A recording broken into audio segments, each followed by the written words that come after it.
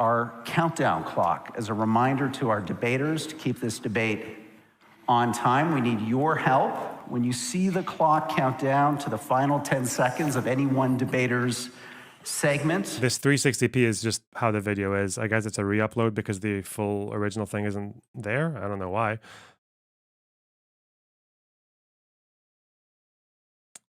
This show is really good, though. This is the same show that Mearsheimer went on, because what they do is they pull the audience on, they have a motion. I guess the motion here is Zionism anti-Semitism or something like that?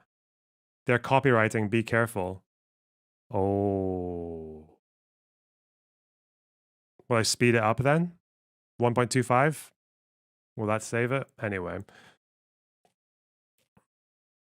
So when Mearsheimer went on, the funny thing was that most of the audience agreed with him at the beginning, and then they disagreed with him by the end. So the best voice on that position just actually got annihilated so hard that the people changed their mind in real time watching him defend his position, which doesn't usually happen. Usually when people are watching a debate, they will come out of it agreeing with the thing that they believed when they first went in. Like, usually. People change their mind over time. It's usually not as sudden as 2 hours in a debate. Natasha Brackett's lawyer tells a lot of outright lies during this debate. For example, the Deir Yassin massacre equals myth, according to her. Oh, that's not good. On stage, I want you to join me in a loud round of applause, and that'll keep us moving from one part of this debate to the next. Okay, we are ready now for the second audience vote. Change your mind, don't change your mind. Let's see those results up on the screen now. 77% say you could conceivably change your mind depending on what you hear. 23% no. So this debate is very much in play as we begin, and that's what we're going to do. Why am I getting so many more PayPal donations, by the way? Why are people doing that all of a sudden? I don't think I've incentivized that in any way, have I? Because you can't see PayPal donors on the stream. I just wonder why people are choosing to do that rather than Super Chat. Maybe because I get more of a cut? I suppose that's nice. Mossad. It could be Mossad. Never rule out Mossad. Okay. Right now, with opening statements, Douglas Murray, you're up first. 6 minutes on the clock.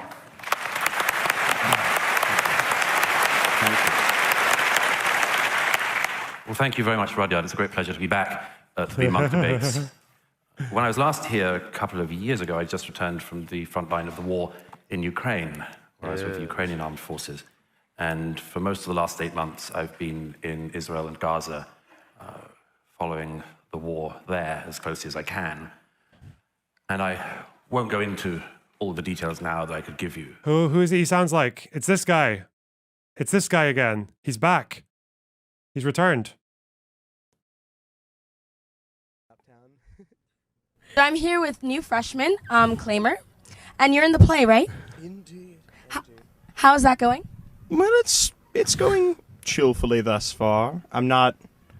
It's a little soon to tell. This is Douglas Murray, isn't I'm it? feeling good Same about person. it. What's your role in the play? I play Elvis. Indeed. Tell us about that character. It's Elvis Presley, the famous 50s, 60s, and 70s person. the singer, songwriter, that sort of thing. Okay, there we go. That's it. Of what's happening. But I would just put it in perspective in this way, first of all. What happened on the 7th of October was not just a massive attack on innocent people inside Israel. It was the equivalent to about 6,000 Canadians being massacred and burned in their homes in one day. It's the equivalent of about 1,500 of your fellow Canadians being taken hostage. You know, you would have thought after an attack like the one that Hamas instigated, that started this terrible war, you would have thought that there would be some sympathy for the world, from the world. You might have thought the world would pay attention to the attack and at least pay attention to the people behind it. You might have expected, like me, that there might have been a worldwide opposition to the terrorists and murderers of Hamas. You might have thought there would be hatred around the world erupting at the government of Qatar and its mouthpiece, Al Jazeera, its funding of Hamas and its hosting of the leadership of Hamas in Qatar. You might have thought there'd have been an outpouring of rage at the Islamic Revolutionary government in Tehran. What accent pushes you to say Hamas? What is that? That's not how Arabs say it. So anyone says it. Why would an English person, or is he Scottish? Is Douglas Murray English? I feel like I heard he was Scottish, which is quite funny. Let's see. Oh, I need to respond to an email. All right. What? Okay. Iran, but no. There was an immediate outpouring accent of of rage evil. Okay. against the state that had been attacked. Bring back our He's linguistically otherizing. Ooh. Ooh, that's good. Is it a microaggression when he says Hamas? Shaved dog's ass. Thanks for the $5 US. I've had someone deny that Oxfam is implicated in distributing the protocols of the elders and spending donations on child prostitutes. Pretty sad. I knew they're involved in scandals that were similar to that. I didn't know if they were doing those two things in particular, though. Okay. That's old, though, isn't it? I don't know. Knights, thanks for the 2 Australian. Debate strat to call them the wrong name. Lameo. Yeah, true. our girls we had 10 years ago in the war in northern Nigeria, which I also covered. Bring back our girls. No international campaign saying bring back our Jewish children. Believe all women, we've been told for years. But turns out, not if the women are Jews. Uh-oh. Israel is the only country in the world which, when it's attacked, gets attacked more. You know, the interesting thing about anti-Semitism is, as my late friend Jonathan Sachs said, it's a shape-shifting virus. It moves across the centuries. When you could hate people for their religion, the Jews were hated for their religion. Then you couldn't hate people for that anymore, so people hated the Jews for their race. And then, after the 20th century, people realized that wasn't such a great idea either. Now, the Jews are hated not for their religion or their race, but for having a state. People around the world hate them so much for it that Israelis are attacked when they have hostages taken, and this is to remember the 100 hostages still in captivity in Gaza, who, if they were given back by Hamas today, the war would be over. And they're also attacked when they rescue their hostages. You know, the interesting thing about anti-Semitism is the Jews can never win. Because historically, they've been hated for being rich and for being poor. They've been hated for integrating and for not integrating. They were hated for being stateless. Remember, rootless cosmopolitans, the far right used to say. Yes. Now they're hated for having a state. Today, the only really acceptable form of anti-Semitism, aside from the sewers of the far right, the only real tolerated form of anti-Semitism is anti-Zionism. And Zionism, as we just heard, is simply the right of the Jews to self-determination in their historic homeland. That's all. So is the motion, is anti-Zionism anti-Semitism? Is that all it is? I don't know if I'd be on the side. I wouldn't be on the side of that motion because they're not identical. They're similar. There's a Venn diagram. But could you define what anti-Semitism is? Oh, it's hating all Semitic people, including Palestinians. That's what anti-Semitism is. I don't know. So basically it's retarded. And you shouldn't call anyone it ever. Knights. Oh, wait, sorry. I already saw that dono. Sorry. Anti-Semitism, as we've also just heard, is double standards against Jewish people or cruel and unfair treatment of people because they're Jews. This isn't very far away from home here. If this isn't anti-Semitism, can the audience here tell me why the following things have happened since October the 7th? Why in a Montreal suburb a synagogue should be firebombed, as happened in November? Why there should have been gunshots against the yeshiva? Why in Toronto a bookstore owned by a Jew should be attacked? Why a Molotov cocktail was thrown through a Jewish community center in Montreal? Why a Toronto Jewish deli in North York was firebombed? Why in Toronto the Orthodox synagogue was vandalized? So the easy response to this would be that if you were taking the left-wing side in the debate, you would be like, well, there's a small minority of anti-Zionists who are anti-Semitic, but the vast majority of anti-Zionists are not attacking Jewish shops in Canada. Sorry, they're just talking about boycotting Israel, and a lot of them are talking about destroying the entire state, but that's different. I don't know. I don't believe anti-Semitism includes Arabs, although it should. The definition has been completely co-opted to just be in reference to Jews. Well, that's because that's what the word means. The term was coined by someone who was trying to turn Jew hatred, Judenhass, into something that was not religious, but ethnic and racial. That's why Nazis never tried to convert Jews, because you couldn't convert Jews. They were a race. But yeah, it should just be called Jew hatred. Like that's much more accurate. But you know, it's like saying Islamophobia can't affect Arabs who are not Muslim. Of course it does. Islamophobia affects people like me, and it has done in the past. So, yeah, these terms aren't perfect. But we understand what they mean. And people pretend to not understand what they mean, usually in bad faith, to avoid addressing a clear problem. Vandalized. Why in Toronto, 2 men opened fire the other week on a Jewish girls' school. If it isn't anti-Semitism, tell me why just a week ago, pro-Hamas protesters tried to go through Jewish areas in this city shouting, not just Allahu Akbar, but, and I quote, sorry for the language, f***ing filthy f***ing Zionist pigs, dirty Zionist rats. If you'll excuse my language French. Before. The Jews have. Now look, if you are interested in this motion, just bear this in mind. It's not about Netanyahu, it's not about this war, it's about double standards. And one question hovers over it above all, the question of who would protect the Jews. Who would you trust to protect them? The Europeans? The Arab world? No. History shows only one people will protect the Jewish people. And that's the United States of America. The Jewish people. That's what Zionism is. Thank you.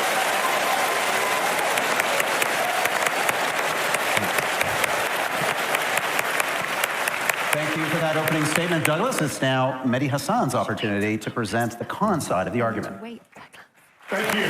Ladies and gentlemen, in 1917, over 100 years ago, Arthur Balfour, the British Foreign Secretary, a card-carrying anti-Semite, a man who had denounced the evils of Jewish immigration into the UK, a man who referred to Jews as an alien and hostile people, he issued his... Ooh, he's doing the quote. He's mixing up his shit. Balfour was anti-Semitic in the first decade of the 20th century, but if you read his work and his conversations, he goes through an entire trajectory of learning to become, like, what do you call it? Like a, is it philo-Semite? I guess that's what people describe it as. Still treating them in a way that is quite like racially othering, but in a way of like admiration and in a way of saying that in 1917, when Balfour was defending the Balfour Declaration, he was defending it in terms of saying that Jewish people in Europe got f***ed by Europe. They got treated like shit. They got treated like non-citizens for 2,000 years, and they rightly don't want anything to do with Europe. And that's why it's better to have a Jewish state, because that's how they'll be protected. It means that Europe doesn't have to, that the European right-wingers don't have to deal with a population that rightfully distrust them. That's kind of how he would put it at the end. So that's kind of like a mixing up two things there. Balfour was not the same in 1917 towards Jews as he was in 1905. 1,500 years come on loner. Wait, what? The Romans, it was first century when the Romans took Jews to fucking Europe, and wait, what? Okay. Yeah. That hostile and alien, we read the whole thing for that. Where is the alien hostile people? This quote is massively misused, though. Wasn't he religious? Yeah, he was quite Christian. Yeah. Because there's a thing where you can see the entire statement. Alien. Oh, it's here. This is him. This is his quote. I wish I could just find the whole thing. 57 footnote. Let's see. This is the quote here. If it succeeds, it will do a great spiritual, and he's talking about Zionism, spiritual and material work for the Jews, but not for them alone. For, as I read its meaning, it is, among other things, a serious endeavor to mitigate the age-long miseries created for Western civilization by the presence in its midst of a body which it too long regarded as alien and even hostile, but which it was equally unable to expel or absorb. People miss out this part. Western civilization too long regarded them as alien and hostile. Balfour, in this period, is talking about his disapproval of how the European world treated Jews for 2,000 years. This part here, for which it too long regarded. This bit is always missed out when people use this quote. Or sometimes people are just so dishonest and so f***ed that they'll actually show this entire quote, but just like pretend it supports them anyway. Yeah. Balfour Declaration, which promised a national home for the Jewish people in Palestine. It was the first time a major world power had come out in favor of Zionism, which at the time was a pretty new and pretty controversial movement, calling not just for a Jewish homeland, but for the building of a Jewish majority state in Palestine. And yet the only Jewish member of the British cabinet at that time, a man named Edwin Samuel Montagu, adamantly opposed both Zionism, which he called a mischievous political creed, and the Balfour Declaration, which he referred to as anti-Semitic and a rallying ground for anti-Semites in every country in the world. The only Jewish member of the British cabinet, that is what... That's a sound criticism. It was definitely weaponized by anti-Semites. And you can tell that when Balfour is talking in that way, he is trying to speak to an audience that he knows is going to be anti-Semitic to convince them as well. But, you know. Let's see. Apparently he gets picked up on the misquote. Okay. What he said. And yet tonight here in Toronto, over 100 years later, we are being asked to vote for a motion that would damn Montague as the anti-Semite while praising Balfour as the champion of Jews and Judaism. That's ridiculous. In fact, this entire motion tonight is ridiculous. Well, oh God, that's a really mischievous, like using two people as your fucking... Couldn't you also just say if you go with this motion, if you go against this motion, you could also just bring up the argument that the majority of the world's Jews are Zionists. So that being anti-Zionist is being against most Jews. Which is enough for to call it anti-Semitic, because even people who are racist might say they don't hate all black people. They just hate the ones who, you know, they consider to be thugs and all that kind of stuff, right? Which is, again, which they would argue most of them. Yeah. You can be very debate tactic-y on either side of this. Disingenuous, ahistorical. It says, be it resolved, anti-Zionism is anti-Semitism. It doesn't say some anti-Zionists engage in anti-Semitism, which I don't disagree with. It doesn't say some anti-Semites hide behind the cloak of anti-Zionism, which again, I don't disagree with. Everything Douglas listed about what's happened in Toronto, disgusting, reprehensible. Those people... No, because anti-Zionists hate non-Jewish Zionists too. They do, but they still also hate Zionists, and most Jews are Zionists. They would cross the threshold for being called Zionist. Didn't Sean compare Balfour to Richard Spencer? He did. It was silly. People are shameless bigots. Much more silly given that he showed the full quote. He showed that paragraph and still, yeah, obviously out of context of the entire text, but, you know. But that's not what the motion says. The motion says anti-Zionism is anti-Semitism. Ooh. No ifs, no buts, no caveats, no exceptions. Anyone... That's a good point. I don't think I would defend a motion that anti-Zionism is anti-Semitism. That's a difficult one to defend. Very difficult. Anyone who takes an anti-Zionist position is automatically, inherently, unavoidably anti-Jewish, an anti-Semite, a racist. That is what you would be voting for if you make the mistake of voting for this motion tonight, which I'm sure you won't do because you are far too smart and nuanced an audience to do that. You are Canadians! And I have great respect for Canadians. I say that for no apparent reason whatsoever. I like Canadians. I like Israelis. My debate partner tonight, Gideon Levy, Israeli writer, is one of my journalistic heroes. It's a privilege to be on the stage with him. But this debate fundamentally at its core, and I kind of agree with Douglas here, it's not about Israelis. It's not about Israel. It's not about Gaza. And by the way, on the subject of Gaza, given Douglas gave us some... Did they vote for Paul? No, they're voting for a debate motion. This is like typical debate standards for... It's like this house believes X, and then one side argues for it, the other side argues against it. Math about the death toll on October the 7th, horrific death toll, which we all condemn. I would remind you also that the death toll inflicted on Gaza, the deaths and injuries in Gaza are the equivalent, if we're going to do the ratios, of 2 million Canadians. 2 million Canadians. But that's not what the debate is about. It's not even about Zionism itself. It's about the legitimacy of anti-Zionism, whether you can be anti-Zionist, opposed to Zionism, which remember is a political ideology, a nationalist movement, not a religion, not a race, not a protected class, whether you can be anti-Zionist without being smeared, tarred, demonized as an anti-Semite. And I want to be clear tonight. You could be the most pro-Israeli person in this room tonight, the most proud and ardent Zionist here, and still vote against this motion with a clear conscience, still vote with our side, the right side. Because this motion is not about whether you are pro-Israel or pro-Zionist. It's about whether the rest of us have the right, the freedom to take a different view on Israel, on Zionism, on Benjamin Netanyahu even, without being silenced, without being told we're racists. We're not. Anti-Zionism is not anti-Semitism. I'll tell you 3 reasons why. 3 reasons why you should oppose this motion tonight. Number one, if you vote for this motion tonight, you are throwing logic, history, and the English language under the bus. Uh-oh. Because anti-Semitism is hating Jews, the people, and Judaism, the religion. Anti-Zionism is opposing Israel, the state, and Zionism, the ethno-nationalist ideology that underpins that state. Zionism is not Judaism. Let me say that again for the people up top. Zionism is not... People like Hasan are realizing the shift in content by creators like Boxlearner, who are paid by the political operation, progressive victory creators like Wick, IRI, Dylan Burns, and over a dozen more who refuse to disclose they're funded by a political org. Post all. Why is there a fucking... Oh, wait. Judaism, right? It's a very modern, secular, political ideology movement that was founded less than 150 years ago by an atheist named Theodore Herzl, who said, and I quote, "The anti-Semites will be our most dependable friends, the anti-Semitic countries our allies." His words, not mine. Number two, if you vote for this motion, you're throwing Palestinians as a people under the bus. You're telling an occupied people, a dispossessed people, to accept their own occupation, their own dispossession, meekly, in silence. Otherwise, they're racists. As my friend Yusuf Manaya, the Palestinian-American activist, says, to ask Palestinians not to be anti-Zionist is to ask Palestinians not to be. And number three, last but not least, if you vote for this motion, you're throwing a lot of It's a very zero-sum game statement. Oh, okay. Jews under the bus as well. Not just Jews like Edwin Samuel Montagu, but Jews today. If you vote for this motion tonight, you're saying my debate partner, Gideon Levy, whose grandparents were killed in the Holocaust, who served for Shimon Peres, who's written for Haaretz for over 40 years, just won Israel's top journalism prize. To be fair, Shimon Peres was part of the Lehi, the one group of Zionists, albeit 300 of them, who tried to ally with the Nazis in World War II to have a joint German-Jewish invasion of the Mandate Palestine to kick the British out.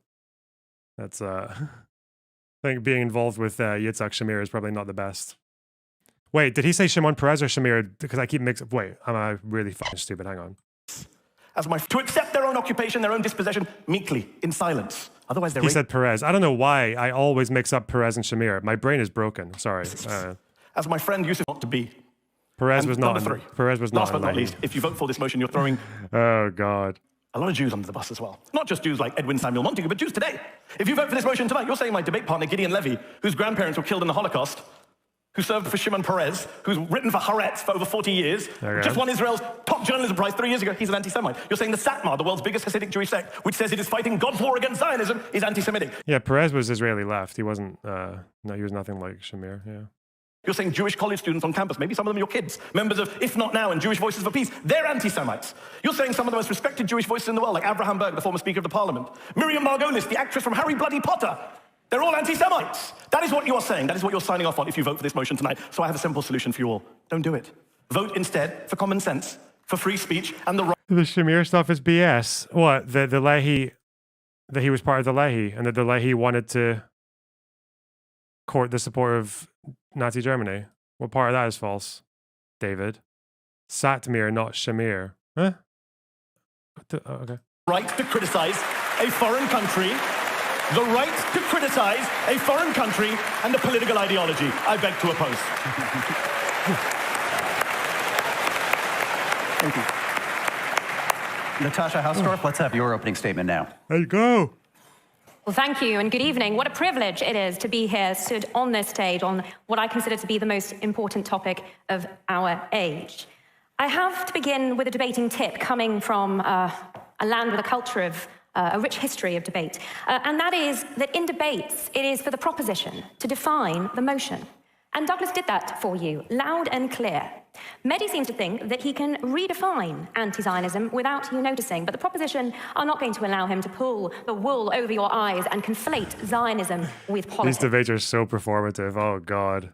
Fucking theater. Hermione Granger, let's go! Who has the right to define Zionism? Well, apart from the proposition in this debate, because that's how the rules work. Is she going to call him out on trying to maneuver from anti-Zionism to criticizing Israel, I'd imagine, yeah. Would you ask a misogynist to define misogyny? You wouldn't ask a sex offender to define rape. You wouldn't ask the KKK to define anti-black racism. So why, when it comes to the Jews, would you let the anti-Zionists define anti-Zionism? No, ladies and gentlemen, no minority should have its identity dictated to it. And we have defined Zionism. It concerns the right of the Jewish people to self-determination in their ancient homeland. Zionism is not a political ideology. Zionism does not stipulate how the Jewish state should be governed, which is what a political ideology does. It simply says it should exist. It doesn't dictate borders or the makeup of population. It does not say that Israel should be socialist. It's like she's almost on the right argument, but she's making it in such a wacky way. What the fuck? Okay, let's just carry on. Or capitalist startup nation. Israel has exemplified both of those and everything in between. This is not about political ideology. This debate is about racism and creating a double standard where you make an exception for the Jews. Now, you don't have to support Zionism. But if you are anti-Zionist, if you are against the Jews having a state, you are against the Jews. Mehdi Hasan is lying about what Zionism is, and in an attempt to win this debate and to provide cover for his own anti-Semitism, we usually hear a series of lies spewed by anti-Semites and anti-Zionists. in an attempt to justify their anti-Zionism, and these are the modern blood libel. They are widely believed, as widely believed as the ancient blood libel, that Jews killed Christian children to use their blood for religious ritual, as widely believed and as false. I'm going to take you through 4 blood libels that anti-Zionists rely on. Number 1, the libel of colonialism. Israel is the ultimate decolonization success story, against all odds, after Arab imperialism, Islamic conquest, and... Now, there is a quote that is actually accurate, and there's plenty of them, of Zionists describing what they did as colonial. They did. Herzl did. They don't think it is colonial in the same sense as an empire imposing a colony on indigenous people to exploit them and exploit the natural resources, but they still saw it as colonial. They established colonies, they established settlements, and they protected those settlements, and they wanted to make those settlements contiguous, and they made sure that the economic activity in those settlements was for one group, and they treated the indigenous population or the native population like a lot of colonialists treated locals. They did that as well. What do archaeologists find in digs, Palestinian or Judean artifacts? That has nothing to do with whether or not what they did in the 20th century and the 19th century was colonial, you fucking idiot.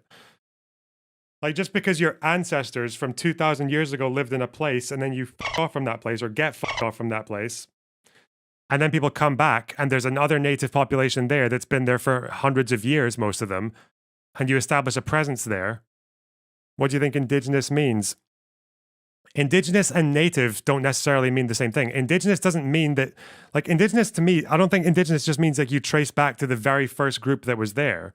Or if you do want to treat it that way, you can have indigenous, but you can also have natives. The Palestinians who lived there when Zionism began were natives. I'm sorry, like, you can say you don't think of it as colonial, but the people who did it at the time don't agree with you. Eek. British colonialism, the Jews, indigenous to Judea, re-established Israel. My family lived under Ottoman and then British colonialism in Jerusalem long before Yasser Arafat, who was born in Cairo, created Palestinian national identity in the 60s. Number 2, the libel of... All humans originally came from Africa. Does that mean there was no colonialism in Africa? It's just... I don't know. I don't know why people can't just contend with the actual reality of what happened. Because there were certain things that the original Zionists knew that they were doing.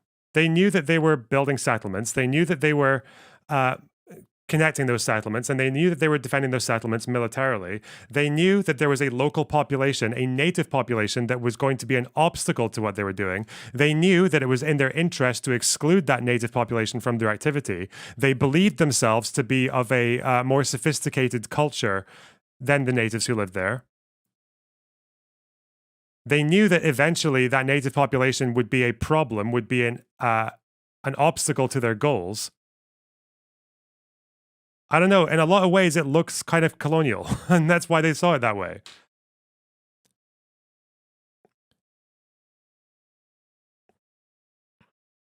And the fact that there's a fucking temple underneath Al-Aqsa doesn't get rid of that, Lord of Hosts.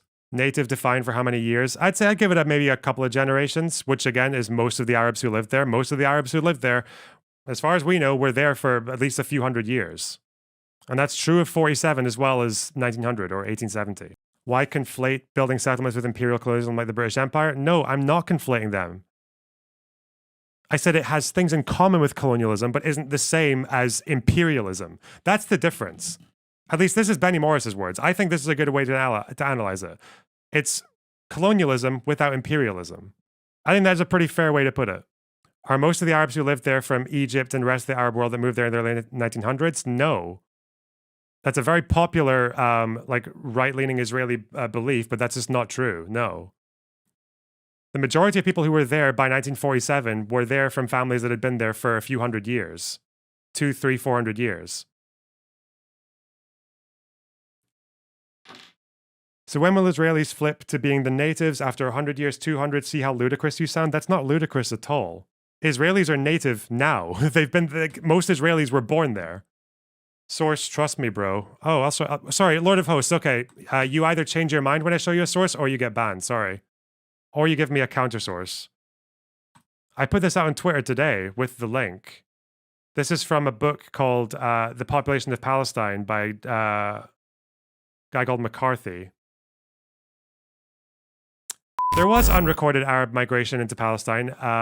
That there was is beyond doubt, but it was small. Throughout the Mandate years, Arabs whose ancestors had lived in Palestine in Ottoman times formed a distinct majority of the population. For the unrecorded immigration to have had significant effect on the ethnic composition of Palestine, it would have had to have been immense. For example, the non-Jewish population at the end of the Mandate was double the Jewish population. If Jews were to be considered a legal majority, de jure, not de facto, one half of the non-Jews would have had to have been illegals or illegals' children, not a likely situation. The argument that Arab immigration somehow made a large part of the Palestinian Arab population is thus statistically untenable. The vast majority of the Palestinian Arabs resident in 1947 were the sons and daughters of Arabs who were living in Palestine before modern Jewish immigration began. There is no reason to believe that they were not the sons and daughters of Arabs who had been in Palestine for many centuries. All right, here we go. I don't understand how you can believe this in your fucking brain, that you can believe that they're at the same time. You can hold these two positions at once. On the one hand, there was a Jewish population that lived there 2,000-3,000 years ago, and they built loads of shit, and all their artifacts were there. Versus 2,000 years later, that same group that had lived in Europe for 2,000 years comes and settles in the land through actions that are very similar to colonialism. Not identical, there are differences, but are quite similar to colonialism, and that those people saw it as colonialism.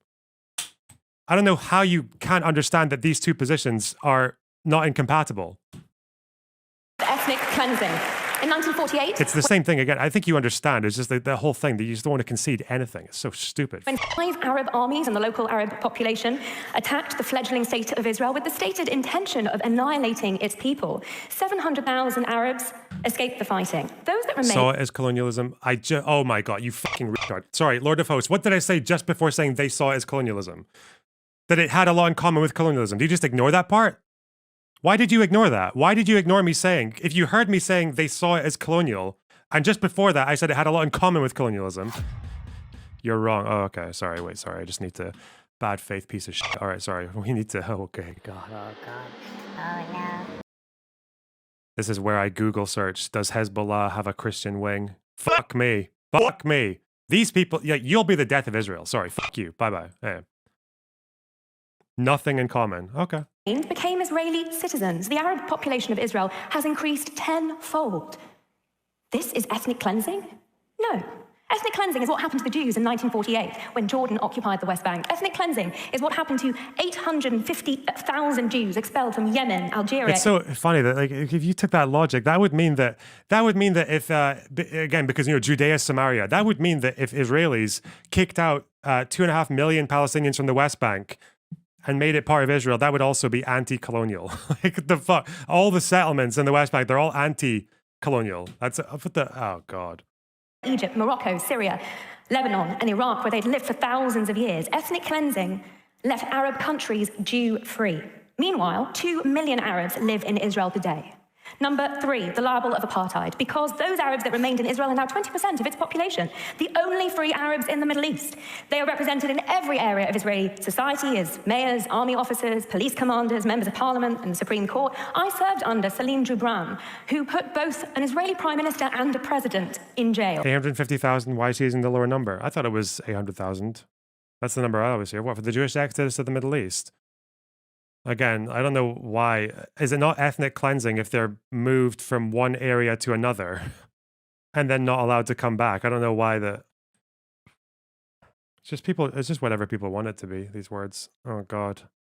This is why I respect and despise both sides at the same time. They're just so, like, these propagandist camps are just so fucking ridiculous with the way that they sell these narratives. How the fuck can you believe that the 48 war doesn't count as ethnic cleansing whilst the Jewish flight from the Middle East does? How can you hold those two positions at once? Is it just because it's like to a different country? Is that what matters? Not from one area to another? And by the way, the West Bank is obviously, like, in terms of statehood and administration, is massively functionally different from within the borders of Israel.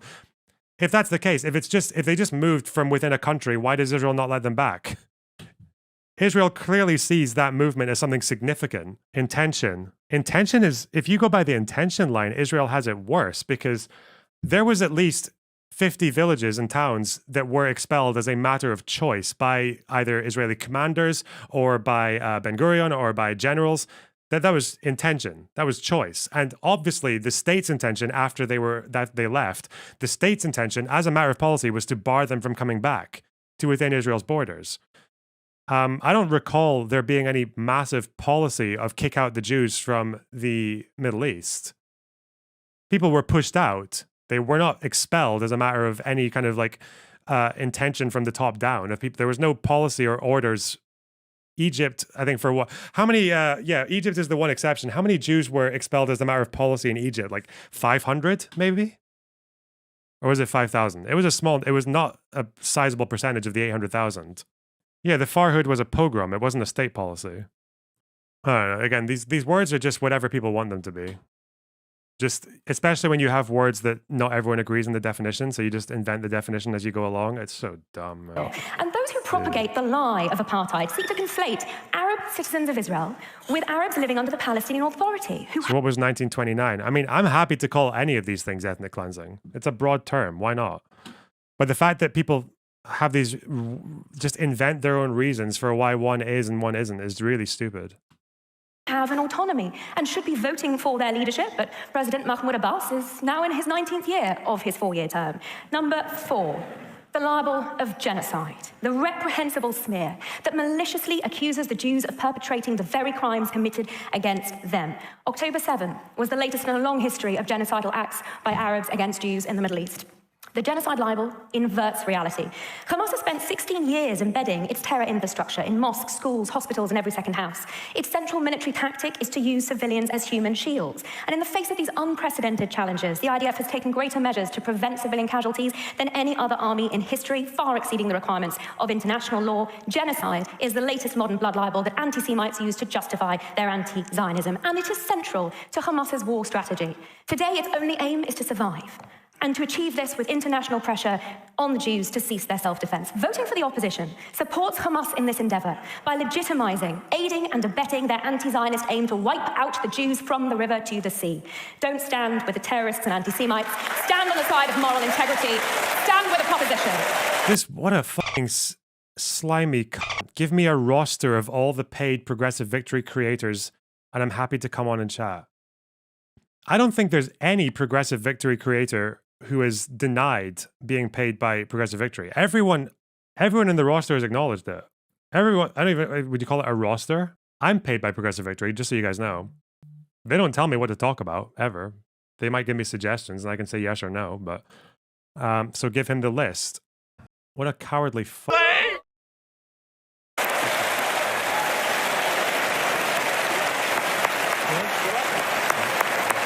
Thank you, Natasha Hausdorff. Gideon Levy, we're going to have your opening statement now. Thank you very much. This couldn't have happened in Israel, that so many people will have so much interest and come to such an evening.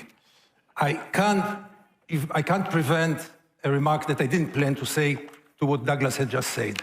To stand here today, 8 months after this war started, and to talk only about the Jewish victims, totally ignoring 38,000 people who were killed in those 8 months. Totally ignoring the starvation, the destruction, the tens of thousands of children which were killed, tells the whole story. After this, you almost don't need to continue, because when you don't see the other, when you're victimizing yourself and totally ignore the other suffer, the other agony, then really we have no basis here. Now I want to get back to my... I couldn't help it, sorry. Did he say 38,000 civilians? Is he calling every death a civilian? Did I miss that? Do I need to read the... People kept on telling me to read this UN article about the numbers being revised down. Just people. No, he just said people. Ministry numbers revised. Yeah, apparently the UN lowered the death toll, but it was only for women and children. BBC Verify did a piece on it. Can you send me that, David? I'll watch BBC Verify. I love those guys. Because I don't think this one is just incomplete information. I think this is actually like... The UN says the health ministry has been able to fully identify 24,600 deaths out of more than 35,000 people. But does this just mean that there's like one piece of information missing? Like, because it could be that you identify someone, but there's like an ID card missing or something like that. Or yeah, I don't know. Or like one number or some, like any, I don't know which detail will be missing. But the UN says 50% are women and children. So for Gaza's demographics, and Gaza is like 50% children, so. I will start with a personal note. If not Zionism, I wouldn't have been here tonight. My father said goodbye, my late father said goodbye to his parents and fiancée in the railway station of Prague in 1939. He went on a boat, illegal boat, 5 months in the sea. No port would accept them, detention in Beirut, Lebanon, and finally illegally arriving in Israel. He had no idea about Zionism. He hardly knew Judaism. He never knew the difference between Purim and Pesach until his last day. I always had to explain him, when Purim you eat matzot. No, it's Pesach when you eat matzot. But he came here to Israel, and Zionism saved him. Zionism at its beginning was a just cause, which was performed with many, many mistakes and even crimes. But the idea that the Jews deserve a rescue place was the most moral idea that I could have thought at those days. But years passed by, Zionism, which nobody today in Israel knows to define exactly. Many Israelis will tell you that to help an old lady to cross the road, even if she doesn't want to cross the road, that's Zionism. But Zionism today is the scaffold. It's a word that I wrote myself and I will never know to pronounce it. The scaffolding of a building which was built already. And once you built it, you don't need it anymore. Zionism today has only one meaning and nobody can find any other meaning. It is Jewish supremacy between the river and the sea. That's the real meaning of Zionism today. Ooh, I was a good boy in Tel Aviv for many years. I got Zionism with the milk of my mother. You mentioned all my sins. Yes, I was in the army. I was working for Shimon Peres. I was a Zionist until I realized that Zionism means national supremacy of one people over the other. And I cannot support any kind of supremacy anywhere. Yes, it was a nice lie to tell that the people without a land arrived to a land without a people. And we were brought up according to those stories. I heard the word Nakba first time in my life when I was 20. I saw the ruins along the street and along the roads in Israel. I never asked, where are the people who lived in those ruins? What happened to them? All right, let's see. Let's see what AP says about this death toll thing. This debate is fucking horrible. Takeaways from the AP analysis of Gaza Health Ministry's death toll data. The Israel-Hamas war appears to have become much less deadly for Palestinian women and children, according to an AP analysis of Gaza Health Ministry data. The shift is significant because the death rate for women and children is the best available proxy for civilian casualties in one of the 21st century's most destructive conflicts. Women and children made up fewer than 40% of those killed in the Gaza Strip during April, down from more than 60% in October. The decline both coincides with Israel's changing battlefield tactics and contradicts the ministry's own public statements. Here are takeaways from the Associated Press's reporting. After Hamas's October 7th attack, Israel launched an intense aerial bombardment on densely populated Gaza, and then invaded with thousands of ground troops backed by tanks and artillery. By the end of October, women and people 17 and younger accounted for 64% of the 6,745 killed who were fully identified by the health ministry. After saying it had achieved many key objectives, the Israeli army began withdrawing ground troops earlier this year. It has focused lately on drone strikes and limited ground operations. As the intensity of the fighting has scaled back, the death toll has continued to rise, but at a slower rate, and with seemingly fewer civilians caught in the crossfire. During the month of April, women and children made up 38% of the fully identified deaths, if the health ministry's most recent data shows. Now, am I being correct here that because of Gaza's demographics, if you were to do a fully indiscriminate campaign on Gaza, you would have 50% children dead, right? Just children, not women and children, just children, because 50% of Gaza is children, right? A tale of two death tolls. The ministry announces a new death toll for the war nearly every day. It also has periodically released the underlying data behind this figure, assuming everyone's evenly distributed. Yeah. including detailed lists of the dead. The AP's analysis looked at these lists, which were shared on social media in late October, early January, late March, and the end of April.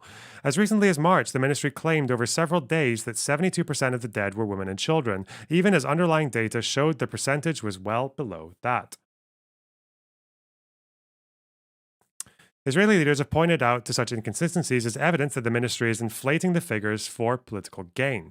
Experts say the reality is more complicated and that the ministry has been overwhelmed by war, making it difficult to track casualties. That's likely to be true. The true toll in Gaza could have serious repercussions. Israel faces heavy international criticism over unprecedented levels of civilian casualties in Gaza and questions about whether it has done enough to prevent them in an 8-month-old war that shows no sign of ending. An airstrike in Rafah last month killed dozens of Palestinians, and one on a school-turned-shelter in central Gaza on Thursday killed at least 33 people, including 12 women and children, health officials said. Well, that's not good. 2 international courts in The Hague are examining accusations that Israel has committed war crimes and genocide against Palestinians, allegations it adamantly denies. Israel says it has tried to avoid civilian casualties, issuing mass eviction orders ahead of intense military operations that have displaced some 80% of Gaza's population. It also accuses Hamas of intentionally putting civilians in harm's way as human shields. The fate of women and children is an important indicator of civilian casualties because the health ministry does not break out combatant deaths. But it's not a perfect indicator. Many civilian men have died, and some older teenagers may be involved in the fighting. True. Many deaths counted in Gaza remain unidentified. The ministry said publicly on April 30th that 34,622 had died in the war. The AP analysis was based on the 22,961 individuals fully identified at the time by the health ministry with names, genders, ages, and Israeli-issued identification numbers. Oh yeah, because of the population registry. The ministry says 9,940 of the dead, 29% of its April 30th total, were not listed in the data because they remain unidentified. These include bodies not claimed by families, decomposed beyond recognition, or whose records were lost in Israeli raids on hospitals. What do you think the true civilian death count is? I have no idea. How do you, what? We won't know until after, unfortunately. We might never know because we might not be able to identify how many of them were militants either because they wear civilian clothes when they fight. These include bodies not claimed by families, Okay. An additional 1,699 records in the ministry's April data were incomplete, and 22 were duplicates. They were excluded from AP's analysis. Okay. Duplicates are not very common then. Among those fully identified, the records show a steady decline in the overall proportion of women and children who have been killed. Oh, so the one hand of this is that you could say the incomplete data makes sense because of war, and it's difficult to have complete data on to identify everybody. But the problem is that a disproportionate amount of those unidentified are women and children, which you wouldn't expect, right? You would expect an even spread of unidentified people. Which is, I guess, where the suggestion is that the health ministry might be inflating the number of dead women and children. I get it. Okay. So it's possible, but it's not like 100%. It's just that there's a very suspicious indicator there. Yeah. It could also be that Israel are doing what they say they're doing, which is that they were a lot less careful in the first phase of the war, which they were. Okay. Some critics say the ministry's imprecise methodologies, relying on families and media reports to confirm deaths, have added additional uncertainty to the figures. The health ministry says it has gone to great lengths to accurately compile information, but its ability to count and identify the dead has been hampered by the war. Okay. They stand by their count. Let's just read the rest of this. Dr. Mutassim Salah, director of the ministry's emergency center, rejected Israeli assertions that the ministry has intentionally inflated or manipulated the death toll. This shows disrespect to the humanity for any person who exists here, he said. We are not numbers, we are all humans. These are all human souls. He insisted that 70% of those killed have been women and children, and said the overall death toll is much higher than what has been reported because thousands of people remain missing or are believed to be buried in rubble. Israel last month angrily criticized the UN's use of data from Hamas's media office, a propaganda arm of the militant group, that reported a larger number of women and children killed. The UN later lowered its number in line with health ministry figures. The number of Hamas militants killed in the fighting is also unclear. Hamas has closely guarded this information, though Khalil al-Haya, a top Hamas official, told the AP in late April that the group had lost no more than 20% of its fighters. That would amount to roughly 6,000 fighters based on Israeli pre-war estimates. The Israeli military has not challenged the overall death toll released by the Palestinian Health Ministry. But it says the number of dead militants is much higher at roughly 15,000, over 40% of all the dead. It has also provided no evidence to support the claim and declined to comment on the story. Remember how they claimed 500 bodies in Al-Ali within 40 minutes of the actual explosion? Yeah, I do remember that, which, again, it might be an outlier, but it does show that they're willing to be quick. Yeah. Michael Spagat, a London-based economics professor who chairs the board of Every Casualty Counts, a non-profit that tracks armed conflicts, said he continues to trust the health ministry and believes it is doing its best in difficult circumstances. I think the data becomes increasingly flawed, he said, but he added, the flaws don't necessarily change the overall picture. Yeah, so I feel like from where I am, I would argue that it might be that the health ministry is inflating deaths, and they have done in the past, at least with that one event in Al-Ali, but I don't think it's confirmed 100%. And what's more likely is that they're inflating the composition of the deaths, mostly by not being open about which ones are militants. We had no interest for this. But you get adult, and I started to cover the occupation. It's now 40 years that I'm covering the occupation. Not an outlier, they never retracted. No, that's still an outlier, because I don't think there's been a very confirmed instance of them just taking a death toll and just adding it on without getting rid of it if it would turn out to be fake. That's one where we know that made up numbers are put into the count for 100% sure. There's no other event, I think, that we know 100% sure that made up numbers were added to the count. That's why Al-Ali is an outlier. Or could be an outlier, based on what we know. It might not be, but we don't know. And I cannot accept Jewish supremacy. But that's my problem. It's not necessarily your problem. What must be really understood is that Zionism, as my friend Mehdi just mentioned, is an ideology. You might support it, you might not support it. Israel, the Jewish people had defined themselves already. We have a strong regional superpower, and we live in a state which is more Jewish than democratic, and the struggle should be between the two, and this struggle is still ahead of us. But Zionism finished its role many years ago. It is meaningless today, but still people might believe in it. That's fine with me. My request from you tonight is don't fall to the trap of the Israeli propaganda. The strategy of Israel in recent years is efficient and successful, and you shouldn't fall to the trap because it's finally also your problem, not any criticism. I said it. Okay. No, if you're pretending to not understand what I meant by outlier, just leave me alone. Stop. Of Israel is anti-Semitism. Not every policeman who writes a ticket to a Jewish driver is an anti-Semite. Okay. You may be anti-Israeli in the way that you are anti-occupation, anti-apartheid, and still have nothing to do with anti-Semitism. I'll tell you more than this. Israel has succeeded by this to silence any criticism. And take my word, there is nothing that Israel needs now more than criticism, because Israel will never save itself by its own. Israel will never put an end to the occupation without you, without the criticism of the world. Thank you very much.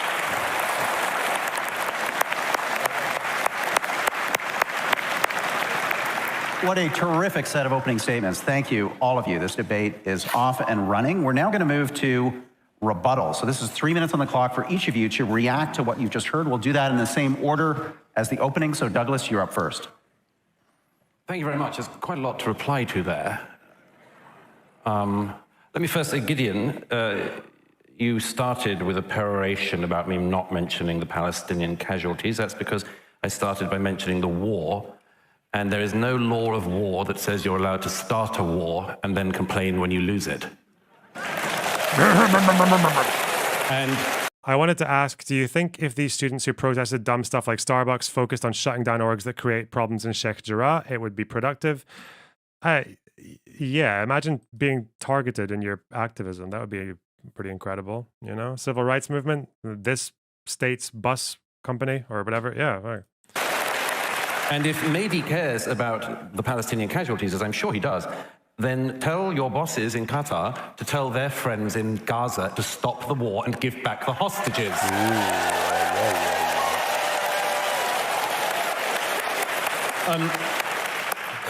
Gideon says Israel needs nothing more than criticism. As if Israel doesn't get criticism. Wow, he doesn't even read his own country's press. By the way, you said the other day in an interview, Gideon, I couldn't care less about the Jewish state, so we know very well where you're coming from. Let me just say a couple of things about the... Well, let's address the arguments. Let's go. About that I didn't get to in my opening remarks, but are important. You know, if you didn't throng the streets of this city or any other for the actual genocide going on in Sudan, not the one that Mehdi and Gideon pretend is happening, but the actual genocide going on in Sudan, if you didn't spend weekend after weekend doing that, but you did come out for the post-October 7th protests, you're an anti-Semite. If, like Mehdi, you once sent a tweet condemning that, it doesn't give you quite enough smoke cover. You know, if you protested not a bit, didn't set up a tent when Bashar al-Assad was killing 6 times the number of people in a decade that Israel and all of its enemies have lost in 75 years of war, you are an anti-Semite. And I would just add one other thing. I know that the media has tried to reframe the motion. I'm not going to allow it either. You know, maybe there is somebody in the world. Pakistan was invented, created as a state around the same time as Israel. I reckon that if this debate tonight was about Pakistan, Pakistan started a lot of wars, it suffered a lot of wars, it suffered a lot of casualties, caused a lot of casualties. But you know what? If somebody said, I think Pakistan should be abolished. They just don't have the right to a state, and although they had one set up for them many decades ago, we should abolish it. I think people would say, And then if the person said, oh, by the way, although I want to abolish that state, I have no problem with the Pakistani people. Please, of course you would.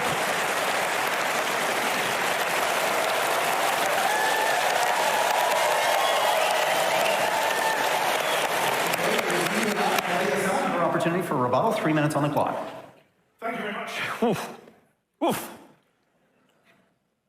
I love the fact that Natasha started the speech by saying, our side cannot define Zionism, anti-Zionism, or anti-Semitism. So Gideon, you and I should just go check out the CN Tower, because I'm not sure what the debate's about. We're being told by the proposition that we must follow their definitions of what we're here to argue and vote about, which tells you how authoritarian that side of the motion is. This debate for me tonight is fascinating, because for years Douglas has been the free speech warrior, and I've been the guy saying there's no right to absolute free speech. Tonight I feel the roles are reversed. I'm here to say, what happened to free speech? What happened to the ability to criticize others, governments, countries, yes, political ideologies, Natasha, Theodore Herzl would be surprised to hear you say it wasn't a political ideology or a national movement. And I just find it fascinating that Natasha made it very clear that non-Jews cannot define anything to do with this. And then Douglas stepped up and accused every Jewish protester against Israel of being an anti-Semite, which I find offensive and ridiculous. Thousands upon thousands of Jews. You don't have to agree with them, remember, you don't have to agree with them. But they took their right to go out on the streets in Toronto, in DC, in New York, in London, in Paris, all over the world, in Tel Aviv, to protest against what's happening in Gaza. And Douglas, one of the world's most proud atheists, not Jewish as far as I know, just damned them all as anti-Semites. Wow, that speaks volumes about where this debate is going and who is defining what and how. As for Natasha's line and Douglas's line that if you don't support self-determination for a particular group, you're a bigot, well, you know, we've already had a lot of votes, so I won't ask you to click. I don't have power over your clickers, but I'd love to know how many people in this room either were in the last Quebec referendum or supported it from afar. Because we're in Canada, where a bunch of people want to leave Canada and do their own thing, and I'm sure many people in this room legitimately oppose that, and no one says you're bigots towards the people of Quebec. Nobody says you're anti-French language. You're allowed to have a debate about whether Canada includes Quebec or not. And you know, my friend Peter Beinart, who is Jewish, just so Douglas will call him an anti-Semite later, as he pointed out, the Basques, the Catalans, the Kurds, the Scots, they don't have states. And if you oppose them having states, you're not an anti-Kurd bigot, you're not an anti-Scot bigot, you're not an anti-Catalan bigot. People have arguments all the time. There are 5,000 indigenous groups in the world today. According to the UN, there are 193 member states of the UN. You do the math, right? So this is ridiculous, this argument that we are being expected to believe that if you don't support Israel as it is currently constituted, with Jewish supremacy, as Gideon points out, that makes you an anti-Semite. It's an abuse of anti-Semitism. It empties at a very important concept, at a very urgent time of all meaning, in order to defend the country, which, as Gideon has pointed out, and which... Did you see Hasan suggesting you're paid? No? Did he say that in the video we just watched? I didn't see that, no. Paid by who? Progressive Victory? Or which I am, but Progressive Victory or who? What? The Mossad? Who am I paid by? I've disclosed to everyone I'm paid by. Scotland doesn't have a state. We're not a sovereign... Scotland's not a sovereign state, no. But Scotland voted for independence, Scotland voted on whether or not they wanted to become a sovereign state, and they said no. So, 55% said no. Douglas seems to think is fine, has killed tens of thousands of innocent people in recent months. We're equal citizens of a sovereign state, so, which is the United Kingdom.